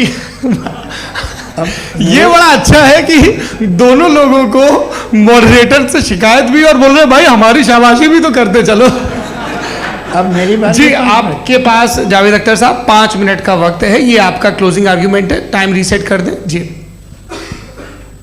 देखिए, बहुत सारी बातें हैं। गॉड का डेफिनेशन दुनिया के किसी भी रिलीजन में है कि वो ओमनीपोटेंट है, ओमनीप्रेजेंट है, he is just, he is kind, he loves you and so on. मैं जब दुनिया देखता हूँ तो मुझे कोई ऐसा सुप्रीम पावर यहाँ दिखाई नहीं देती है जो इंसान की बहबूदी के लिए कुछ कर रही हो, कमज़ोर को बचा रही हो, मदद कर रही हो, जालिम को पीछे हटा रही हो। मैं नहीं देखा, तारीख़ में नहीं। एक तो अगर है और ये देख रहा है तमाशा, तो उसका होना न होना बराबर है। दोयम ये कि ये जो है, जब आप ये कहते हैं कि कायनात जिसकी कंटीजेंसी है, मैं देखिए वो लफ्ज़ इस्तेमाल किया मैं, तो ये कैसे हो सकती है भाई? और फौरन आप सरेंडर कर देते हैं कि जाहिर है कि इसका बनाने वाला तो इससे 10,000 गुना था तो कॉम्प्लिकेटेड होगा, उस पर आपके होने पे कोई इतराज़ नहीं है। उसे वो टाइमलेस है, वो पहले से था, टाइम तो बहुत बाद में आया, ये सब आप मानने को तैयार है, जिसका आपके पास कोई सबूत नहीं, आपके पास कोई रीज़न नहीं है। आपकी तारीख क्या है मज़हबों की? बिलीफ की, जो खुदाओं का बिलीफ है, ये कॉन्स्टेंटली गलत साबित होता रहा है। मतलब आप कहें कि अरिस्टोटल के ज़माने में तो सब जाहिल थे, वो भी इतने ही यकीन से खुदा पे यकीन रखते थे, जो अब नहीं रहा, ये भी नहीं रहेगा, आप लिख लीजिए। और इसके आसार आपको दुनिया में दिखाई देना शुरू हो चुके हैं। ये बहस कि आज से 100 साल पहले इस तरह हो सकती थी, यहाँ तक तो आपको हम ले आए हैं। तो सर अरे इनको मदद की ज़रूरत नहीं भाई, ये सेल्फ सफिशिएंट आदमी है, आप क्यों इनकी मदद कर रहे हैं? Sir please. तो ये जो है तमाम बातें अपनी जगह हैं, ये एक पैकेज है। आप अकेले, कोई आदमी ऐसा नहीं जो सिर्फ गॉड को मानता हो, उसके साथ बहुत पैराफर्नेलिया आता है, अलग अलग पैराफर्नेलिया आते हैं। They have always created chaos in the society. मैं तो आपको सीधा ऑफर देता हूँ कि दुनिया में 10 इम्पॉर्टेंट बिलीव्स है, आप एक मानते हैं, 9 नहीं मानते, 9 में आप एथीस्ट हैं, 9 को आप बिल्कुल रीजनेबली मेरी तरह देखते हैं। तो 90 मजहबी आदमी भी 90% एथीस्ट है, वो दूसरे खुदा नहीं मानता, एक खुदा मानता है अपना वाला, बाकियों को कहता है गलत है। अगर आप मानना ही बंद कर दें तो आपका 10% चांस है कि आप सही हैं और 90% चांस है कि आप गलत हैं। मेरा मशवरा है, आप मानना छोड़ दिए तो 50% चांस होगा कि आप सही हैं और 50% चांस होगा, 40% आप गेन करेंगे बाय बिकमिंग एन एथीस्ट।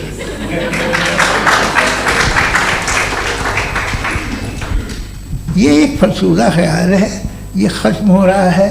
हो सकता है मेरी ज़िंदगी में ना हो, लेकिन ये हो जाएगा। जो बातें ये इनको आप मेटाफिजिकल, ये वो ऐसे रिस्पेक्टेबल टर्म दे दिए, ये तो उन लोग के हैं जिन्हें ना फिजिक्स मालूम थी ना मेटा मालूम था, ये उन्होंने आपको दिए हैं। जी बहुत शुक्रिया आप दोनों लोगों का। और अब इस बातचीत का आखिरी राउंड शुरू होगा, डज गॉड एग्जिस्ट की ये बहस मुफ्ती शमाइल नदवी और जावेद अख्तर साहब के बीच। आप लोग अपने अपने हाथ ऊपर करेंगे, मैं यहाँ से तय करूँगा। और माइक हमारे पास है क्या? एक ही माइक है ऑडियंस के लिए? 2 माइक है, एक इस तरफ एक इस तरफ, ठीक है। तो जी सबसे पहले हमारी सहयोगी है मारिया शकील जी, पूछे सवाल। थोड़ा सा रुकेंगे ताकि कैमरे का फ्रेम आप पर आ जाए, आपकी तो प्रैक्टिस है टीवी की। जी नदवी साहब, मैं खुदा को मानती हूँ, पहले मैं इसी प्रमाइस से शुरू कर रही हूँ और ये बता रही हूँ आपको, मैं मानती हूँ, लेकिन कुछ सवाल हैं जावेद साहब ने उठाया, उसका जवाब आपको देना चाहिए। पहला सवाल ये कि गज़ा में सालों से छोटे बच्चे मर रहे हैं, वो उनको, अगर खुदा मर्सीफुल है, हम मानते हैं कि अल्लाह ताला में बहुत ताकत है, तो वो बच्चे क्यों मर रहे हैं? दूसरी बात ये कि अगर कंटिजेंसी की जो आप बात करते हैं, पूरे मुस्लिम ममालिक मिल कर के भी उन गज़ा के बच्चों को क्यों नहीं बचा पा रहे हैं? क्योंकि अगर वो चाहते, क्योंकि अल्लाह ताला उन पर हुकूमत करते हैं, सब पर हुकूमत करते हैं, तो वो उनको क्यों नहीं बचा? जी थैंक यू वेरी मच। बहुत अच्छा किया आपने इस चीज़ को जिक्र कर दिया, मैं इसको और अच्छे से एक्सप्लेन करने की कोशिश करता हूँ। देखें, जहाँ तक आपने कहा कि गज़ा के बच्चों को मारा जा रहा है, देखिए 2 वर्ल्ड व्यू है, एक एथीस्टिक वर्ल्ड व्यू, एक थीस्टिक वर्ल्ड व्यू है। बच्चे मर रहे हैं दोनों वर्ल्ड व्यू में, लेकिन हमारा वर्ल्ड व्यू कह रहा है कि रिकॉम्पेंस है, ये कह रहे हैं कि उनका मरना बेकार जाने वाला है, कोई उसका रिकॉम्पेंस नहीं है, क्योंकि इनके यहाँ आखिरत और अल्लाह का कोई तसव्वुर या गॉड का कोई तसव्वुर नहीं है। आपने ये सवाल किया कि गॉड मर्सीफुल है, क्यों नहीं रोकता? ये मैंने बताया कि ये मिसकंसेप्शन है लोगों के दरमियान कि गॉड को सिर्फ मर्सीफुल और ओमनीपोटेंट समझते हैं। गॉड के सिर्फ यही 2 एट्रीब्यूट्स नहीं है, गॉड के कई सारे एट्रीब्यूट्स हैं, उनमें से अल हकीम भी है, उनमें से ऑल वाइज भी है, ऑल नोइंग भी है। लिहाजा अगर इस दुनिया में किसी को तकलीफ आ रही है और गॉड उसको नहीं रोक रहा है, वो इसलिए नहीं रोक रहा है चूंकि इंसानों को फ्री विल दिया गया है। ठीक इसी सुनिए ठीक इसी तरीके से अगर एक डॉक्टर किसी छोटे बच्चे को इंजेक्शन लगा रहा है, उसे तकलीफ पहुंच रही है, उसके लिमिटेड पर्सपेक्टिव के एतबार से ये गलत हो रहा है और डॉक्टर बुरा है। लेकिन जब आप ब्रॉडर पिक्चर को देखेंगे, आपके और हमारे पास सिर्फ एक पिक्सल है, हमें इतना नजर आ रहा है कि गजा में कत्ल हो रहा है, लेकिन इसके पीछे कितना रिकॉम्पेंस उनको मिलने वाला है, पूरा पिक्चर गॉड के पास है। तो एक पिक्सल से आप पूरे पिक्चर को कभी भी जज नहीं कर सकती। आप इसमें कुछ जोड़ना चाहेंगे? आपको कुछ बोलना है इसमें? भैया आपने बहुत अच्छा जस्टिफिकेशन दिया। या आप वो जो वहाँ के प्राइम मिनिस्टर इजराइल के उन्हें भेजिए, वो बहुत खुश होंगे। आप जस्टिफिकेशन दे देना कि अगर गॉड नहीं है तो बच्चे क्यों मर रहे हैं, आप बताएं। जी, वो ये सवाल पूछ रहे हैं कि अगर आप ईश्वर का अस्तित्व नहीं मानते हैं तो उन बच्चों की मौत को आप कैसे इंटरप्रेट करते हैं? भाई ये दुनिया जो है, जो ताकतवर लोग होते हैं वो एक नाइंसाफ़ी करते हैं। तो ये अच्छा काम है आपके नजदीक, तो नेचर नाइंसाफी पे मबनी है। अरे मेरे भाई, आप नेचर की कहाँ बात कर रहे हैं, तो इंसान की बात जी, कर ये रहे तो हैं। फिर जब मैं इंसान की बात कर रहा था आप नेचर की बात करने लग क्रॉस गए। एग्जामिनेशन नहीं। हाँ, अब आप मुझे बोलने नहीं देंगे तो अलग बात है, आप बोलिए, मुझे कोई चीज़ नहीं। जी नहीं, ये क्रॉस एग्जामिनेशन मुझे बोल तो लेने दीजिए। जी, बोलिए। ठीक है। बात ये है कि ह्यूमन सोसाइटी तभी साथ में रह सकती है जब वो मोहब्बत से, एकता से, एक दूसरे के एहतराम करके रहे। इसके अलावा पॉसिबल नहीं है, अकेले तो इंसान रह नहीं सकता। वहाँ पर कुछ लोग हैं जो फाउल करते हैं, वो फाउल हमेशा से तारीख में होता आया है। आज ये हो रहा है, जो हो रहा है बहुत बुरा हो रहा है, बहुत जालिमाना है, बहुत जाबराना है। उसको आप कहें कि ये बच्चों को कॉम्पनसेशन मिल जाएगा या इसकी इंजेक्शन है, इंजेक्शन तो हेल्थ के लिए दिया जाता है। आप ये कह रहे हैं कि ये बच्चों की जो धज्जियां उड़ रही हैं ये इंजेक्शन है, ये टेस्ट है, ये टेस्ट है और उस टेस्ट में उनको ऐसा रिकॉम्पेंस मिलेगा जो आपके तस्वुर के बाहर है। ये आप 3 बरस के बच्चे को बारूद से उड़ा के टेस्ट ले रहे हैं। वाह, वो नहीं ले रहा है, खुदा नहीं उड़ा रहा है, इजराइल उड़ा रहा है। जी, ये तो उसको अगला सवाल लेते हैं। अगला सवाल लेते हैं प्रोफेसर पुरुषोत्तम अग्रवाल। मुफ्ती साहब, एक निवेदन आपसे है कि कम से कम थोड़ा सा माइक क्लोज एक रिलीजियस और फिलोसफिकल कर मैं प्लीज। एक रिलीजियस और फिलोसफिकल ट्रेडिशन है जो ब्रह्मांड को यानी यूनिवर्स को ही अंतिम मानती है। सर्वम खलु इदम ब्रह्मम, this is Chandogya Upanishad, and it completely rules out the existence or necessity, आपके शब्दों में necessity of a creator. The creation itself is the creator. तो एक मिनट प्लीज। दूसरा जो सवाल आपने अभी, जो आप बार बार कह रहे हैं कि भगवान विद्वान भी है, वाइज, सब जानने वाला, तो अगर विजडम में दुनिया भर के पापों और अत्याचारों को बर्दाश्त करना शामिल है, तो फिर इसका मतलब ये हुआ कि अगर मैं फ्री विल से उसको अपोज करता हूं तो ईश्वर की विजडम और मेरी फ्री विल में कॉन्ट्राडिक्शन है। Because when I am opposing whatever is happening in Gaza, then I am opposing the God's will और गॉड्स विजडम। जवाब लेते हैं तो गॉड की विजडम में, एक मिनट सर प्लीज सर, ये एक जुमला, गॉड की विजडम है कि गाजा में जो कुछ हो रहा है वो हो रहा है, मैं उसका अपोज कर रहा हूं, तो मैं गॉड की विजडम के खिलाफ जा रहा हूं। एक सवाल। दूसरा ये नहीं, आपने 2 already.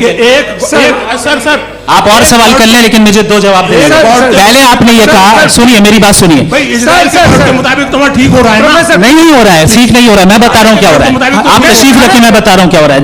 Let me complete please. एक सेकंड गाइस, एक सेकंड। ये देखिए, ऐसा है कि ये सब बड़ा आपस में विचार विमर्श के बाद ये तय हुआ था कि कुछ नियम बना लिए जाएं ताकि एक टाइम बाउंड बातचीत चले।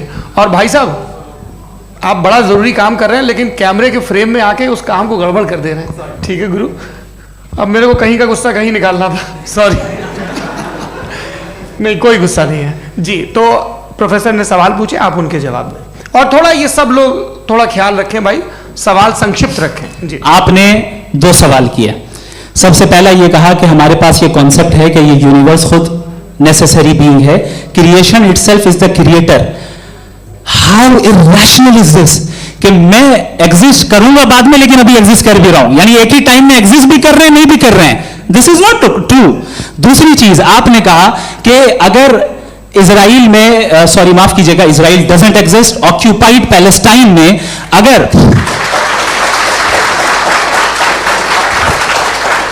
अगर ऑक्यूपाइड पैलेस्टाइन में बच्चों को मारा जा रहा है फ्री विल की वजह से और गॉड नहीं रोक रहा, ये कॉन्ट्रडिक्शन है। ये बताइए कि एक एग्जाम में एक बच्चा गलत आंसर लिख रहा है, सुनिए, एग्जामिनर चाहे तो रोक सकता है, क्यों नहीं रोक रहा है? ये कॉन्ट्रडिक्शन है, ये कॉन्ट्रडिक्शन नहीं है। माइक नहीं सर, ये आपस में जी, ये क्या आपका सवाल? माइक दीजिए। फ्री विल दिया गया है टेस्ट के लिए, अकाउंटेबिलिटी के लिए। अगर फ्री विल नहीं होता तो आप कहते हैं हमें रोबोट बना दिया गया। नॉट मिसरिप्रेजेंट माय पोजीशन, आपकी जो भी पोजीशन, मैं अपनी फ्री विल के नाते, अपने ह्यूमन विजडम के नाते गाजा में हो रही अत्याचार का विरोध करता हूं। बिल्कुल करना चाहिए। के हिसाब से मैं गॉड की विजडम का विरोध कर रहा हूं? बिल्कुल नहीं। समाज हो रहा है गॉड की, बिल्कुल भी नहीं, बिल्कुल भी नहीं। उसका वहां पर गाजा में कत्ल होना ये इंसानों के गलत इस्तेमाल का नतीजा है, फ्री विल के इस्तेमाल का नतीजा है। गॉड इसका हुक्म नहीं देता, उससे रोकता है। यही तो मसला है ना, आपके लिए कॉन्सेप्ट क्लियर नहीं नहीं भाई, आपने तो बताया था इंजेक्शन लगाने से बच्चे को तकलीफ होती है, ये इंजेक्शन लगा। सर आप ऐसे रेटोरिक स्टेटमेंट दे तब तो कोई मसला नहीं समझते रहते। This is a rhetoric statement, this is not a logical argument sir. I am sorry, I am sorry. आखिरी 30 मिनट बड़े मुश्किल होने वाले हैं। जी मुफ्ती साहब आगे बैठे हैं, इनको माइक दीजिए। हाँ तरुण, माइक आप अपने पास रखिए, आपको कैमरे का फ्रेम पता है जी। सबसे पहले दोनों को मुबारकबाद। एक सर अपना आप नाम बता दें। आप अमेरिका में शिकागो में रहते हैं, इतना मुझे याद है। पता है आपको, यासिर नदीम अलवाजदी मेरा नाम है। जावेद सर आपसे एक क्वेश्चन है इन्फिनिट रिग्रेस के ताल्लुक से। एक हाइपोथेटिकल सिनेरियो है, मसलन अगर आप सर माइक थोड़ा सा प्लीज क्लोज रखें। ओके जी। अगर आप शायर इसलिए हैं कि आपके कोई उस्ताद शायर थे, और वो इसलिए शायर थे कि उनके कोई उस्ताद शायर थे, और इसी तरीके से हम माजी में पीछे चलते चलते चले जाएं और कहीं ना रुके, तो माफ कीजिएगा आप कभी शायर नहीं हो सकते। लेकिन आप शायर हैं, आपका शायर एग्जिस्ट करता है, इसका मतलब ये है कि आप कहीं ना कहीं रुके हैं। तो मेरा सवाल ये है कि क्या आप इन्फिनिट रिग्रेस ऑफ कॉजेस को लॉजिकल फैलेसी मानते हैं या नहीं मानते? हाँ या ना? मैं इन्हें लॉजिकल फैलेसी नहीं मानता हूँ, लेकिन मेरा प्रॉब्लम यह है कि जब मैं नहीं मानता हूँ तो I will continue with this logic जो फैलेसी नहीं हो। आप एक जगह रुक जाते हैं जाके, आप कहते हैं ये गेंद कैसे बनी, ये जजीरा कैसे बना, ये समंदर कैसे बना, ये ज़मीन कैसे बनी, और अचानक गॉड पे जाके आपको ब्रेक लग जाता है। एक बार आप सवाल नहीं करते कि भाई इनको बनाने वाला तो इनसे भी कॉम्प्लिकेटेड होगा, वो कैसे बना, उसके बारे में आपने इत्मीनान कर लिया, वो हमेशा से है। तो अगर आप उसे हमेशा से मानते हैं तो फिर ये मान लीजिए कि कायनात हमेशा से है, क्या तकलीफ? फिर हम वजूद में नहीं आते जी है। हम मौजूद नहीं। अच्छा सर क्यों नहीं होता? मैं बताऊंगा, प्लीज। जैसे मैंने मिसाल दी आपके शेर, आपका शेर कभी वजूद में ना आता अगर शायर इसी तरह चलते रहते हमेशा। जी माइक मेरे ख्याल से एक सेकंड, इन्फिनिट रिग्रेस का कॉन्सेप्ट क्लियर नहीं हो पाया, ऐसे रहने दें, लेट्स मूव ऑन सर। ठीक है। हाँ थोड़ा सा मॉडरेटर का भी ख्याल रखें। नहीं आपने तो रखा है, आपने रखा है। यहाँ पे गौहर रजा साहब हैं, वो भी एक सवाल पूछना चाहते हैं। माइक यार नीचे से ऑन कर दिए, नीचे। पहले तो ये कह दूं कि मैं उन बच्चों से शर्मिंदा हूं जिनको गजा में कत्ल किया गया, क्योंकि हमारे होते हुए कत्ल किया गया। लेकिन उससे ज़्यादा शर्मिंदगी इस बात से हुई कि मुझे लगा कि मुफ्ती साहब उसको जस्टिफाई कर रहे हैं। बिल्कुल भी नहीं, आप बहुत ही गलत। मुझे लगा मैं गलत हो सकता हूं, बिल्कुल गलत। मैं सवाल पूछ रहा हूं, मैं सवाल पूछ रहा हूं। मैं जावेद भाई से डिसएग्री करता हूं। एक सेकंड देखिए, अगर देखिए ऐसा एक सेकंड आप सर वेट अरे आप कुछ मेरे पहले मुझे अपनी बात कह लेने दीजिए। अगर ऑडियंस तय करेगी तो फिर मॉडरेटर का मतलब नहीं। मेरा आप सबसे ये कहना है, ये बहस दो लोगों के बीच में है, एक तरफ मुफ्ती साहब, एक तरफ जावेद साहब। पिछले 1.5 घंटे से ये लोग अपने अपने तर्क रख रहे हैं। आपकी इनसे इत्तेफाकी हो सकती है, ना इत्तेफाकी हो सकती है। मेरे उस्ताद मुझे सिखा गए हैं कि मुखामुखम में असहमति की गुंजाइश बची रहनी चाहिए। अगर मैं आपकी बहुत इज्जत करता हूं गौहर साहब, आपने जो कमाल की किताबें लिखी, साइंटिफिक टेम्परामेंट, लेकिन मेरी ये गुजारिश है आप सबसे कि यदि आप इन लोगों ने जो बोला उन पर टिप्पणियां करेंगे तो ना वक्त की पाबंदी रहेगी, ना वो अनुशासन। आप सवाल पूछ लें, उस सवाल में जो बात आ जाए वो आ जाए। मैं जावेद साहब से डिसएग्री करता हूं, इसलिए जावेद साहब से सवाल पूछ रहा हूं। आपका सवाल जावेद अख्तर साहब से। और सवाल ये है मेरा कि जावेद साहब ने कई बार लॉजिक का इस्तेमाल किया कि साइंस में लॉजिक है और रिलीजन में लॉजिक नहीं है। मेरा ख्याल ये है कि रिलीजन में भी लॉजिक है, लेकिन उस लॉजिक की बेसिस ये है कि आप रुक जाते हैं, जिसका जिक्र जावेद साहब ने बार बार किया, यानी खुदा के तसव्वुर पे आते हुए, गॉड के तसव्वुर पे आते हुए रुक जाते हैं। और इसमें सवाल पूछना मतलब फॉरबिडन होता है। सवाल यह है कि क्या जावेद साहब इससे एग्री करते हैं कि साइंस की लॉजिक अलग है और रिलीजन की लॉजिक अलग है? बताइए सर। देखिए, तीन चीज़ें हैं। साइंस है, एक है मंतिक है, इस्तिदलाल है, और एक जो है कुछ भी नहीं है, फेथ है, अकीदा है। मैं अकीदे की लॉजिक का कायल नहीं हूँ। मुझे आप इस्तिदलाल से, लॉजिक से, रीज़न से समझाइए, मैं मानने को तैयार हूँ, मेरा क्या नुकसान होगा। लेकिन ये कि अकीदे पे मैं नहीं जा सकता हूँ। अकीदे का मतलब है कि तुम ये मान लो, सवाल ना करो, ये नहीं। आप सारी बातें करके, बड़ी साइंटिफिक बातें करके एक जगह जाके खुदा के हुदूद पे रुक जाते हैं, सरेंडर कर देते हैं। मैं सरेंडर करने को तैयार नहीं। That's all. जी, ये आगे सर बैठे हुए हैं, इनको माइक दीजिए। भाई वो आप पूछना चाह रहे थे ना भाई? हाँ, नहीं मैं ये। थैंक यू जी, आपका नाम? आसिम इफ्तिखार। आसिम जी, पूछिए। सर, जावेद सर से सवाल है कि आपने अपने माइक थोड़ा करीब अपने क्लोजिंग स्टेटमेंट में ये बात कही थी कि मज़हब का जो फ्यूचर है वो ज़्यादा दिन नहीं जाने वाला है, लेकिन मैं देख पा रहा हूँ कि जो ऑक्सफोर्ड यूनिवर्सिटी की एक स्टडी है 2011 में हुई है, जिसके 50 एकेडमिशियंस ने इसको अंजाम दिया था, उसमें वो ये कहते हैं कि जो फेथ इन गॉड है वो इनबिल्ट है ह्यूमन नेचर के अंदर, जिसको हम कहते हैं फितरत के अंदर शामिल है वो। और वो ये कहते हैं कि अगर कोई ये समझता है कि मज़हब को वो ख़त्म कर देगा तो ये उसकी गलत फहमी है। तो आप इसके बारे में, इस स्टडीज़ के बारे में क्या कहते हैं? ठीक है, मैं उनसे एग्री नहीं करता हूँ। वो कौन से प्रोफेसर होंगे? ऐसा उनके पास डेटा है, इन्होंने डेटा के बेस होगा। डेटा क्या हो सकता है? फ्यूचर का डेटा तो नहीं हो सकता ना उनके पास, प्रेजेंट का डेटा हो सकता है। डेटा आपने सुना 100 साल पहले का बाद का डेटा? मैंने तो नहीं सुना आज तक। तो आज उनकी ये राय है और होगी राय, ठीक है। दुनिया में तरह तरह की राय है लोग, लेकिन मैं समझता हूँ कि वक्त के साथ इंसान ज़्यादा से ज़्यादा रीज़नेबल और लॉजिकल होता जा रहा है। आज आप देखिए वेस्टर्न यूरोप में क्या परसेंटेज है नॉन बिलीवर्स की, बहुत हाई। वहाँ चर्च खाली पड़े होते हैं। तो अल्टीमेटली तो इंसान कोई ऐसी बात बहुत अरसे तक नहीं मान सकेगा, चाहे गलत या सही, जो उसे, उसके दिमाग को, उसके जहन को, उसकी लॉजिक को अपील न करे। वो कह रहे हैं तो ऑक्सफोर्ड के होंगे तो कैम्ब्रिज के होंगे, तो मुझे क्या लेना देना। उनका डेटा मुस्तकबिल का नहीं हो सकता है। जी, दीपक, हाँ पूछिए। मैं आऊँगा, अभी पीछे की साइड भी आऊँगा, माइक वहीं भेजूंगा 2-3 साल के लिए। जी जावेद साहब, आपसे सवाल है। नमस्ते। अरे भाई सर, अगर आप ही लोग तय करना है तो फिर 200 लोग तय कर लें। नहीं sir, please don't do this sir. Sir, everybody has a right sir, but we can only take selected questions. No sir, ये यंग लोग भी हैं तो इनकी ये अब उतने यंग, भाई आप यंग हैं कि नहीं हैं? वो कह रहे हैं वो भी यंग हैं साहब, आप उनकी नौजवानी पर दावा उनको ही करने थे।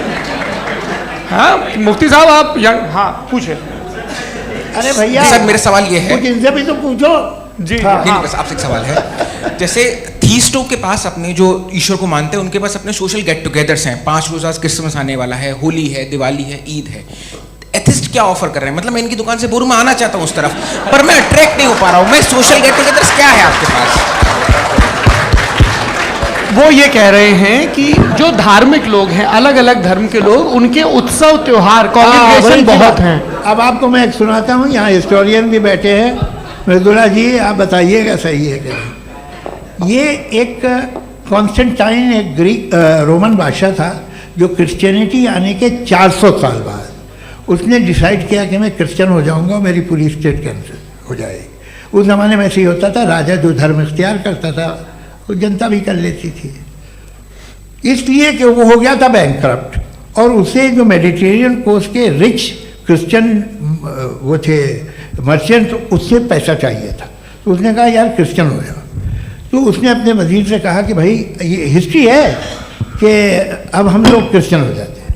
कहते सर हो जाएंगे, कोई प्रॉब्लम नहीं है, लेकिन एक प्रॉब्लम ये है कि 17 दिसंबर से 25 दिसंबर तक जो पेगन फेस्टिवल होता, जो पेगन जो फेस्टिवल होता है वो बंद हो जाएगा, इसलिए कि हम क्रिश्चियन हो गए तो होगा नहीं। तो वो बच्चों को बहुत बुरा लगेगा, पब्लिक को बहुत इन्जॉय करते हैं, खासतौर से 25 को मेन डे। उसने कहा हाँ ये तो सही कह रहे हो, ये जीसस क्राइस्ट की पैदाइश कब थी? कहते साहब वो अप्रैल में थी। नहीं कट करो, वो 25 दिसंबर को है। ये हकीकत है जी। और 400 साल बाद क्रिश्चियनिटी के अप्रैल से दिसंबर ले आए, और इसलिए कि यहाँ पेगन फेस्टिवल होता था। अब मनाते हैं आप आराम से। ये जो सारे फेस्टिवल हैं ये रिलीजन से, हर एक को एक इंटरटेनमेंट डिपार्टमेंट चाहिए होता है अपनी कंपनी चलाने के लिए। तो ये रिलीजन ने, ये सेकुलर त्यौहार थे जिन्हें रिलीजन्स ने ले लिया है। ये मौसम के थे, फसलों के थे, किसानों के थे, उसको आपने लेके रिलीजियस रंग दे दिया। ये कोई रिलीजन से थोड़ी आए आप। अच्छा हमें देखिए, हम तो मुल्द हैं, हम ईद मनाते हैं, हम दिवाली मनाते हैं, हम होली मनाते हैं, हम क्रिसमस मनाते हैं। बम्बई की फिल्म इंडस्ट्री की सबसे बड़ी होली हमारे घर में होती है, सबसे बड़ी ईद हमारे घर में होती है। वो हमारी सोशल वो है, हमारे हेरिटेज है। ऐसा थोड़ी है कि we will throw the baby along with the water. ये तो अच्छी चीज़ है, इन्हें रखो, जो बेकार है फेंक दो। जी हाँ हेलो जी, मेरा सवाल नादवी जी से है। जैसा कि आपने बोला कि गॉड टाइम के भी परे हैं और गॉड इतनी कॉम्प्लेक्स चीज़ है कि उसे ह्यूमन माइंड समझ नहीं सकता, और गॉड ने अर्थ पे फ्री विल भी दे दी है, तो आप अपना वक्त ज़ाया क्यों कर रहे हैं गॉड के बारे में बात करके? अपन को तो बात करनी चाहिए कि सोसाइटी को बेहतर कैसे करें। जी मैं गॉड वही बताता है सोसाइटी को कैसे बेहतर करें। अभी मैं आपका जवाब देता हूँ। आपने कहा कि टाइम पे वो एग्जिस्ट नहीं करता, नहीं, मेरा सवाल ये है कि जैसा आपने बोला कि गॉड बहुत ही कॉम्प्लेक्स चीज है। मैंने कहा ही नहीं कि कॉम्प्लेक्स है, तो आपके अल्फाज हैं। कॉम्प्लेक्स का लफ्ज गॉड के लिए सुइटेबल नहीं है। क्यों?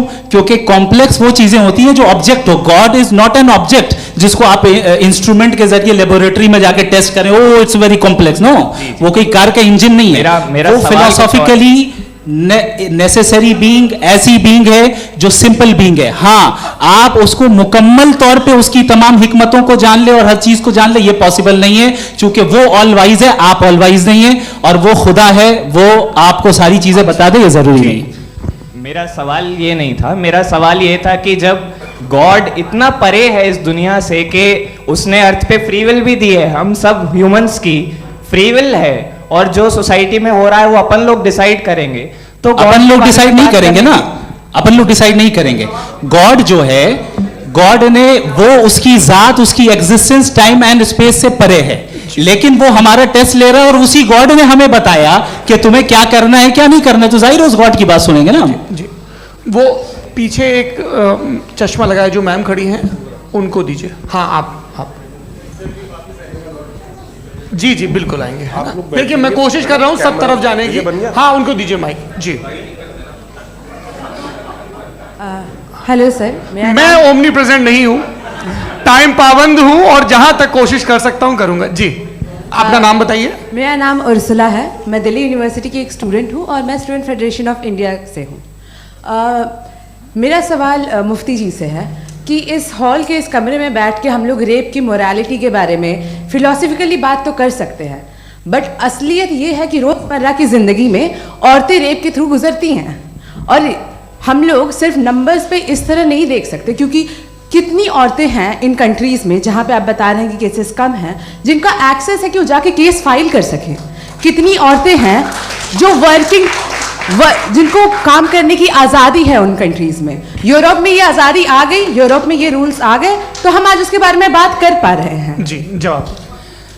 आपने ये कहा कि कमरे में बंद होकर हम लोग इस पर फिलोसफिकली बात कर सकते हैं, लेकिन हकीकत में क्या हो रहा है, वो ग्राउंड लेवल पे क्या हो रहा है जो बहुत गलत हो रहा है, और वो सफ़र कर रही हैं। आई एग्री, बहुत गलत हो रहा है, और जो गलत हो रहा है उसको हमें रोकना है। और क्यों रोकना है, वो गलत क्यों है, हमारे पास इसका ऑब्जेक्टिव फाउंडेशन है, इनके पास उसका ऑब्जेक्टिव फाउंडेशन नहीं है। मैं ये कहना चाह रहा हूं कि जहां पे भी जुल्म हो रहा है, जहां पे भी औरत पे जुल्म हो रहा है, या उसकी इज्जत लूटी जा रही है, या उसे तकलीफ पहुंचाई जा रही है, और सिर्फ औरत नहीं, किसी इंसान के ऊपर भी जुल्म हो रहा है, तो उसके खिलाफ खड़ा होना, ये मोरालिटी हमारे पास गॉड के पास से आई है। वरना जावेद साहब तो कह रहे हैं कि जो है मेजॉरिटी डिसाइड करेगी, तो मेजॉरिटी तो कभी नहीं बदल सकती है।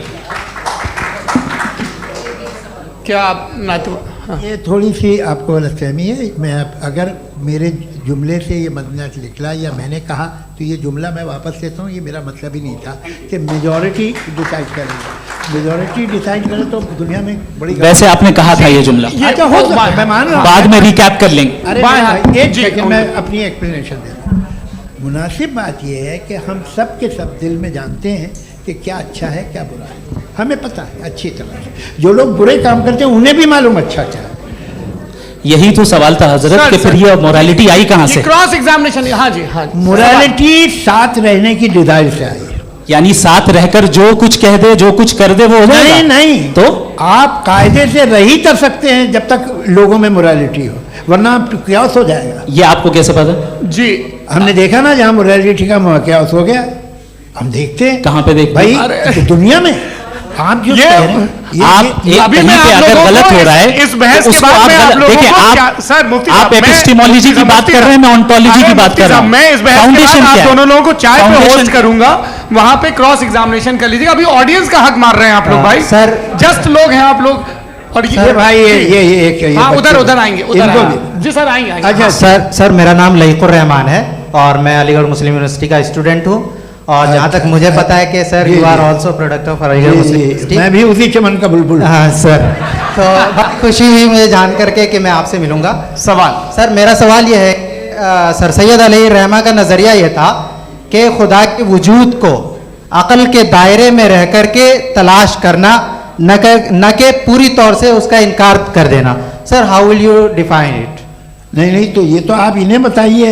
ये सवाल आपसे, खुदा का वजूद साबित कर रहे हैं तो सर आपने इनकार किया रखा है, इस वजह से मेरा क्वेश्चन। उन्होंने यही सर से एक सेकंड, सर सैयद ने यही कहा ना कि अकल से आप खुदा के वजूद को साबित नहीं कर सकते, यही कहा ना भाई। वो उन्होंने कहा कर सकते हैं और वो कर दिया गया आज। वो फोन दो। तलाश करना या साबित करना अकल से अकल से नहीं हो सकता। अरे सवाल तो सुन लीजिए जी। अकल से नहीं हो सकता है, यही कहा ना आपने। अकल से हो सकता है, अरे वो यही कह रहे हैं भाई, आप बता रहे हो सकता है, वो तो कुछ और। आप अगर सर देखो नौजवान फोन ले लो, वो इतनी कमाल की यूनिवर्सिटी है। अरे भाई दे दो, अरे भाई मेरी बात सुनो, माइक पे बोलो ताकि जो लाखों लोग देख रहे हैं। माइक दे दो ना। अरे देंगे ना माइक, तुम ठहरो तो। हाँ सर, मेरा सवाल ये था कि सर सैयद अलैहिर्रहमा का एक नज़रिया था अपना कि खुदा का जो वजूद है उसको अक़ल के दायरे में रह करके तलाश करना है, न कि पूरे तौर से इनकार कर देना है। ये उनका कॉन्सेप्ट था। लेकिन मेरा सवाल ये है कि आप इसको कैसे डिफाइन करते हैं, एक्सप्लेन कैसे करेंगे, मैं आपसे जानना चाहता हूँ, क्योंकि you are the product of Aligarh Muslim University. मुझे अक़ल के दायरे में रख के मैंने बहुत तलाश की, मुझे मिला नहीं। हाँ ये इधर वो चश्मा लगाए जो, हाँ उनको दे दीजिए। जी फटाफट पूछिए, बस 5 मिनट है, 5 मिनट में खत्म हो रहा है। हाँ अस्सलाम वालेकुम मुफ्ती साहब। एंड मेरा सवाल जावेद अख्तर साहब से। क्या नाम है आपका? अरे भैया सब मुझे पूछ रहे हो। फैज पूछिए फैज साहब। तो मेरा सवाल ये है कि अभी जो एथियस्ट है वो problem of evil argument use कर रहे हैं अगेंस्ट मुस्लिम्स, राइट? कि इस दुनिया में इतना सारा ईविल है और अगेंस्ट मुस्लिम तो यहाँ अगेंस्ट थियस्ट। हाँ थोड़ा सा करेक्ट कर लीजिए भाई। पूरी मशक्कत ही इसी बात की थी कि किसी एक मजहब पे बात न टिके। जी, तो बेसिकली ये आर्ग्यूमेंट ऐसा है कि इस दुनिया में इतना ज़्यादा ईवल एग्जिस्ट करता है और अगर एक ऑल गुड गॉड है तो वो रोकता क्यों नहीं है? लेकिन इस सवाल में एक हिडन अजम्पशन ये है कि इस दुनिया में ईवल एग्जिस्ट करता है। अब एथियस्ट ये कैसे ऑन्टोलॉजिकली प्रूव कर सकते हैं कि इस दुनिया में ईवल एग्जिस्ट करता है? मैं आपको बताता हूँ, थोड़ा सा समझा। नहीं सर हम लोग इनको सुनने आए। नहीं please don't do that. I want to explain ontology. नहीं हम समझ गए सर, इनको अब जवाब देने दीजिए। अच्छा सवाल पूछ लो। मैं अभी तक क्या था वो मैं थोड़ा सा ऐड ऑन कर लेता हूँ। तुम गुरु, तो हम जब इसका राउंड 13 करेंगे ना तब तुमको स्टेज पे बिठाएंगे। जी तो हाँ जल्दी से। तो देखिए एथिज्म के हिसाब से सब कुछ रैंडमली बन गया है, सब कुछ एटम्स और मॉलिक्यूल्स है। एक पत्थर में और मुझ में सिर्फ इतना फर्क है कि हम लोग एटम्स और मॉलिक्यूल्स का अलग अलग रीअरेंजमेंट है। अब एक पत्थर को कोई इंसान तलवार से 2 टुकड़ों में काट दे या मुझे, according to atheism it is same, there is no evil and good according to atheism. जी अच्छा, फैज साहब का सवाल ये है कि हाँ, कोशिश भी करते तो इससे गलत सवाल नहीं कर पाते। एक लाइफ फॉर्म है और लाइफ फॉर्म में फीलिंग्स हैं, मतलब लाइफ फॉर्म सुनता है, देखता है, टेस्ट कर सकता है, फील कर सकता है, तो उसकी जो ये जो क्वालिटी इस बबल में आ गई हैं वो जानवर में भी है, इंसान में भी है। तो जाहिर है कि उसे कोई तकलीफ पहुंचेगी, तो चूंकि उसके पास वो सेंसिटिविटी है तो मैं करेगा, पत्थर में वो सेंसिटिविटी नहीं है। तो ये क्या सवाल हुआ कि अगर पत्थर को काटा तो पत्थर को तकलीफ नहीं होती, तो आपको काटे तो आपको क्यों तकलीफ हो? बैठ जाइए जी। हाँ, अगला सवाल। हाँ, पूछे जी। जावेद अख्तर साहब। अरे भैया, सब आप लोग मुफ्ती साहब को छोड़ रहे हैं, वो मेरे ही पीछे पड़े हैं क्या? फिर चलो बोलो भाई। You asked how God can exist when children die in Gaza. हाँ? You asked how God can exist when children die in Gaza, and you also mentioned the rise of atheism in Europe. But the same events also are leading many atheists and non-believers to turn towards faith. How do you interpret this contradiction, where suffering pushes some away from God, yet brings others closer to belief? देखिए, आपको एक बात बताऊं, दुनिया perfect तो कहीं भी नहीं है, हर जगह कुछ खामियां हैं। बेटा एक मिनट, आप ही को कहेंगे, देखो वो तो कुछ खामियां, कमज़ोरियां, खराबियां सब जगह है। लेकिन अगर देखोगे ईमानदारी से कि दुनिया सबसे ज़्यादा महज़ब कहाँ है, एक आम शहरी को कहाँ हुकूक हासिल हैं, वो बोल सकता है, अपनी मर्ज़ी से काम कर सकता है, अपनी मर्ज़ी से राय दे सकता है, हुकूमत के ख़िलाफ़ बोल सकता है, बरसरे इक़्तिदार लोगों के बारे में बोल सकता है, सरमायादारों के ख़िलाफ़ बोल सकता है। तो आपको ये स्कैंडिनेवियन कंट्रीज़ में मिलेगा, वेस्टर्न यूरोप में मिलेगा। मैं नहीं कह रहा वो परफेक्ट है, बिल्कुल नहीं, वहाँ बहुत ख़राबियाँ भी हैं, परफेक्ट तो कोई। लेकिन जिन जिन मुल्कों में, लैटिन अमेरिका देखो, गल्फ देखो, वहाँ पर आपको ये ज़रूर है कि रेप नहीं होते होंगे।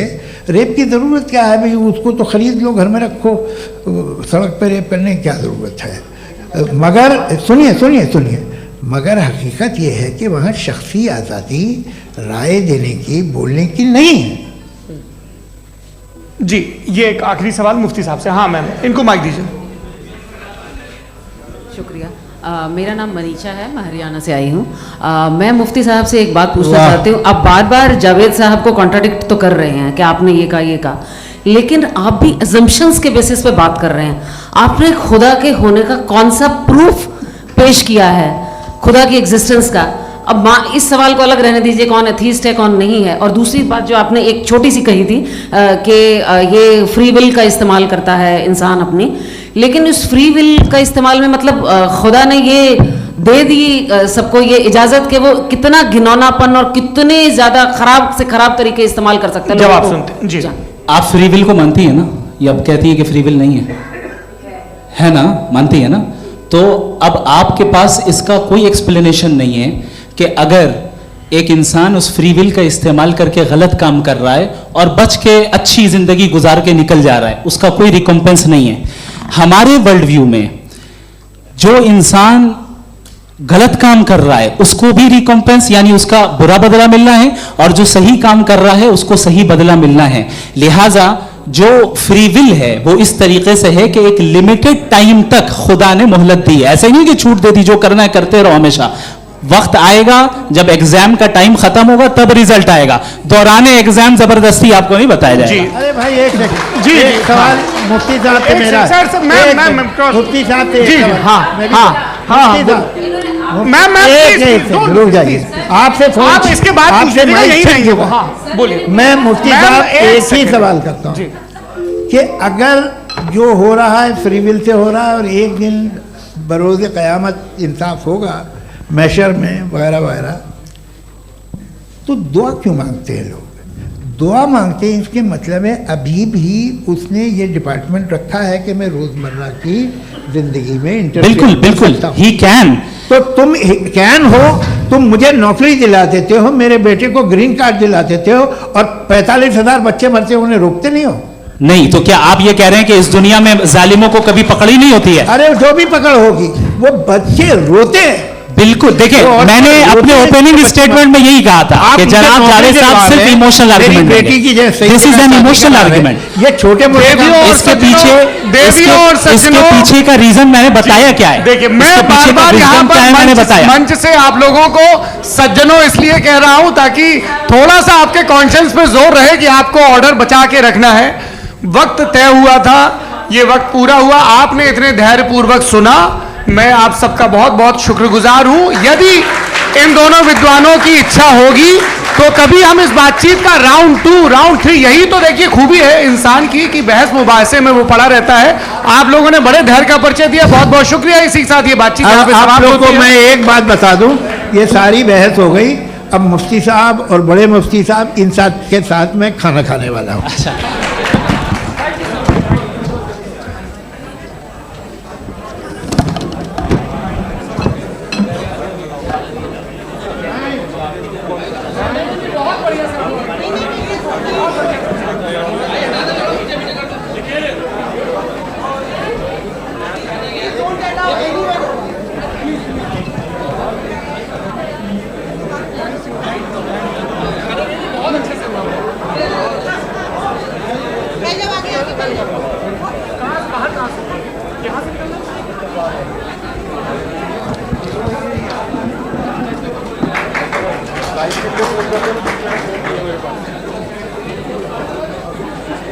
आप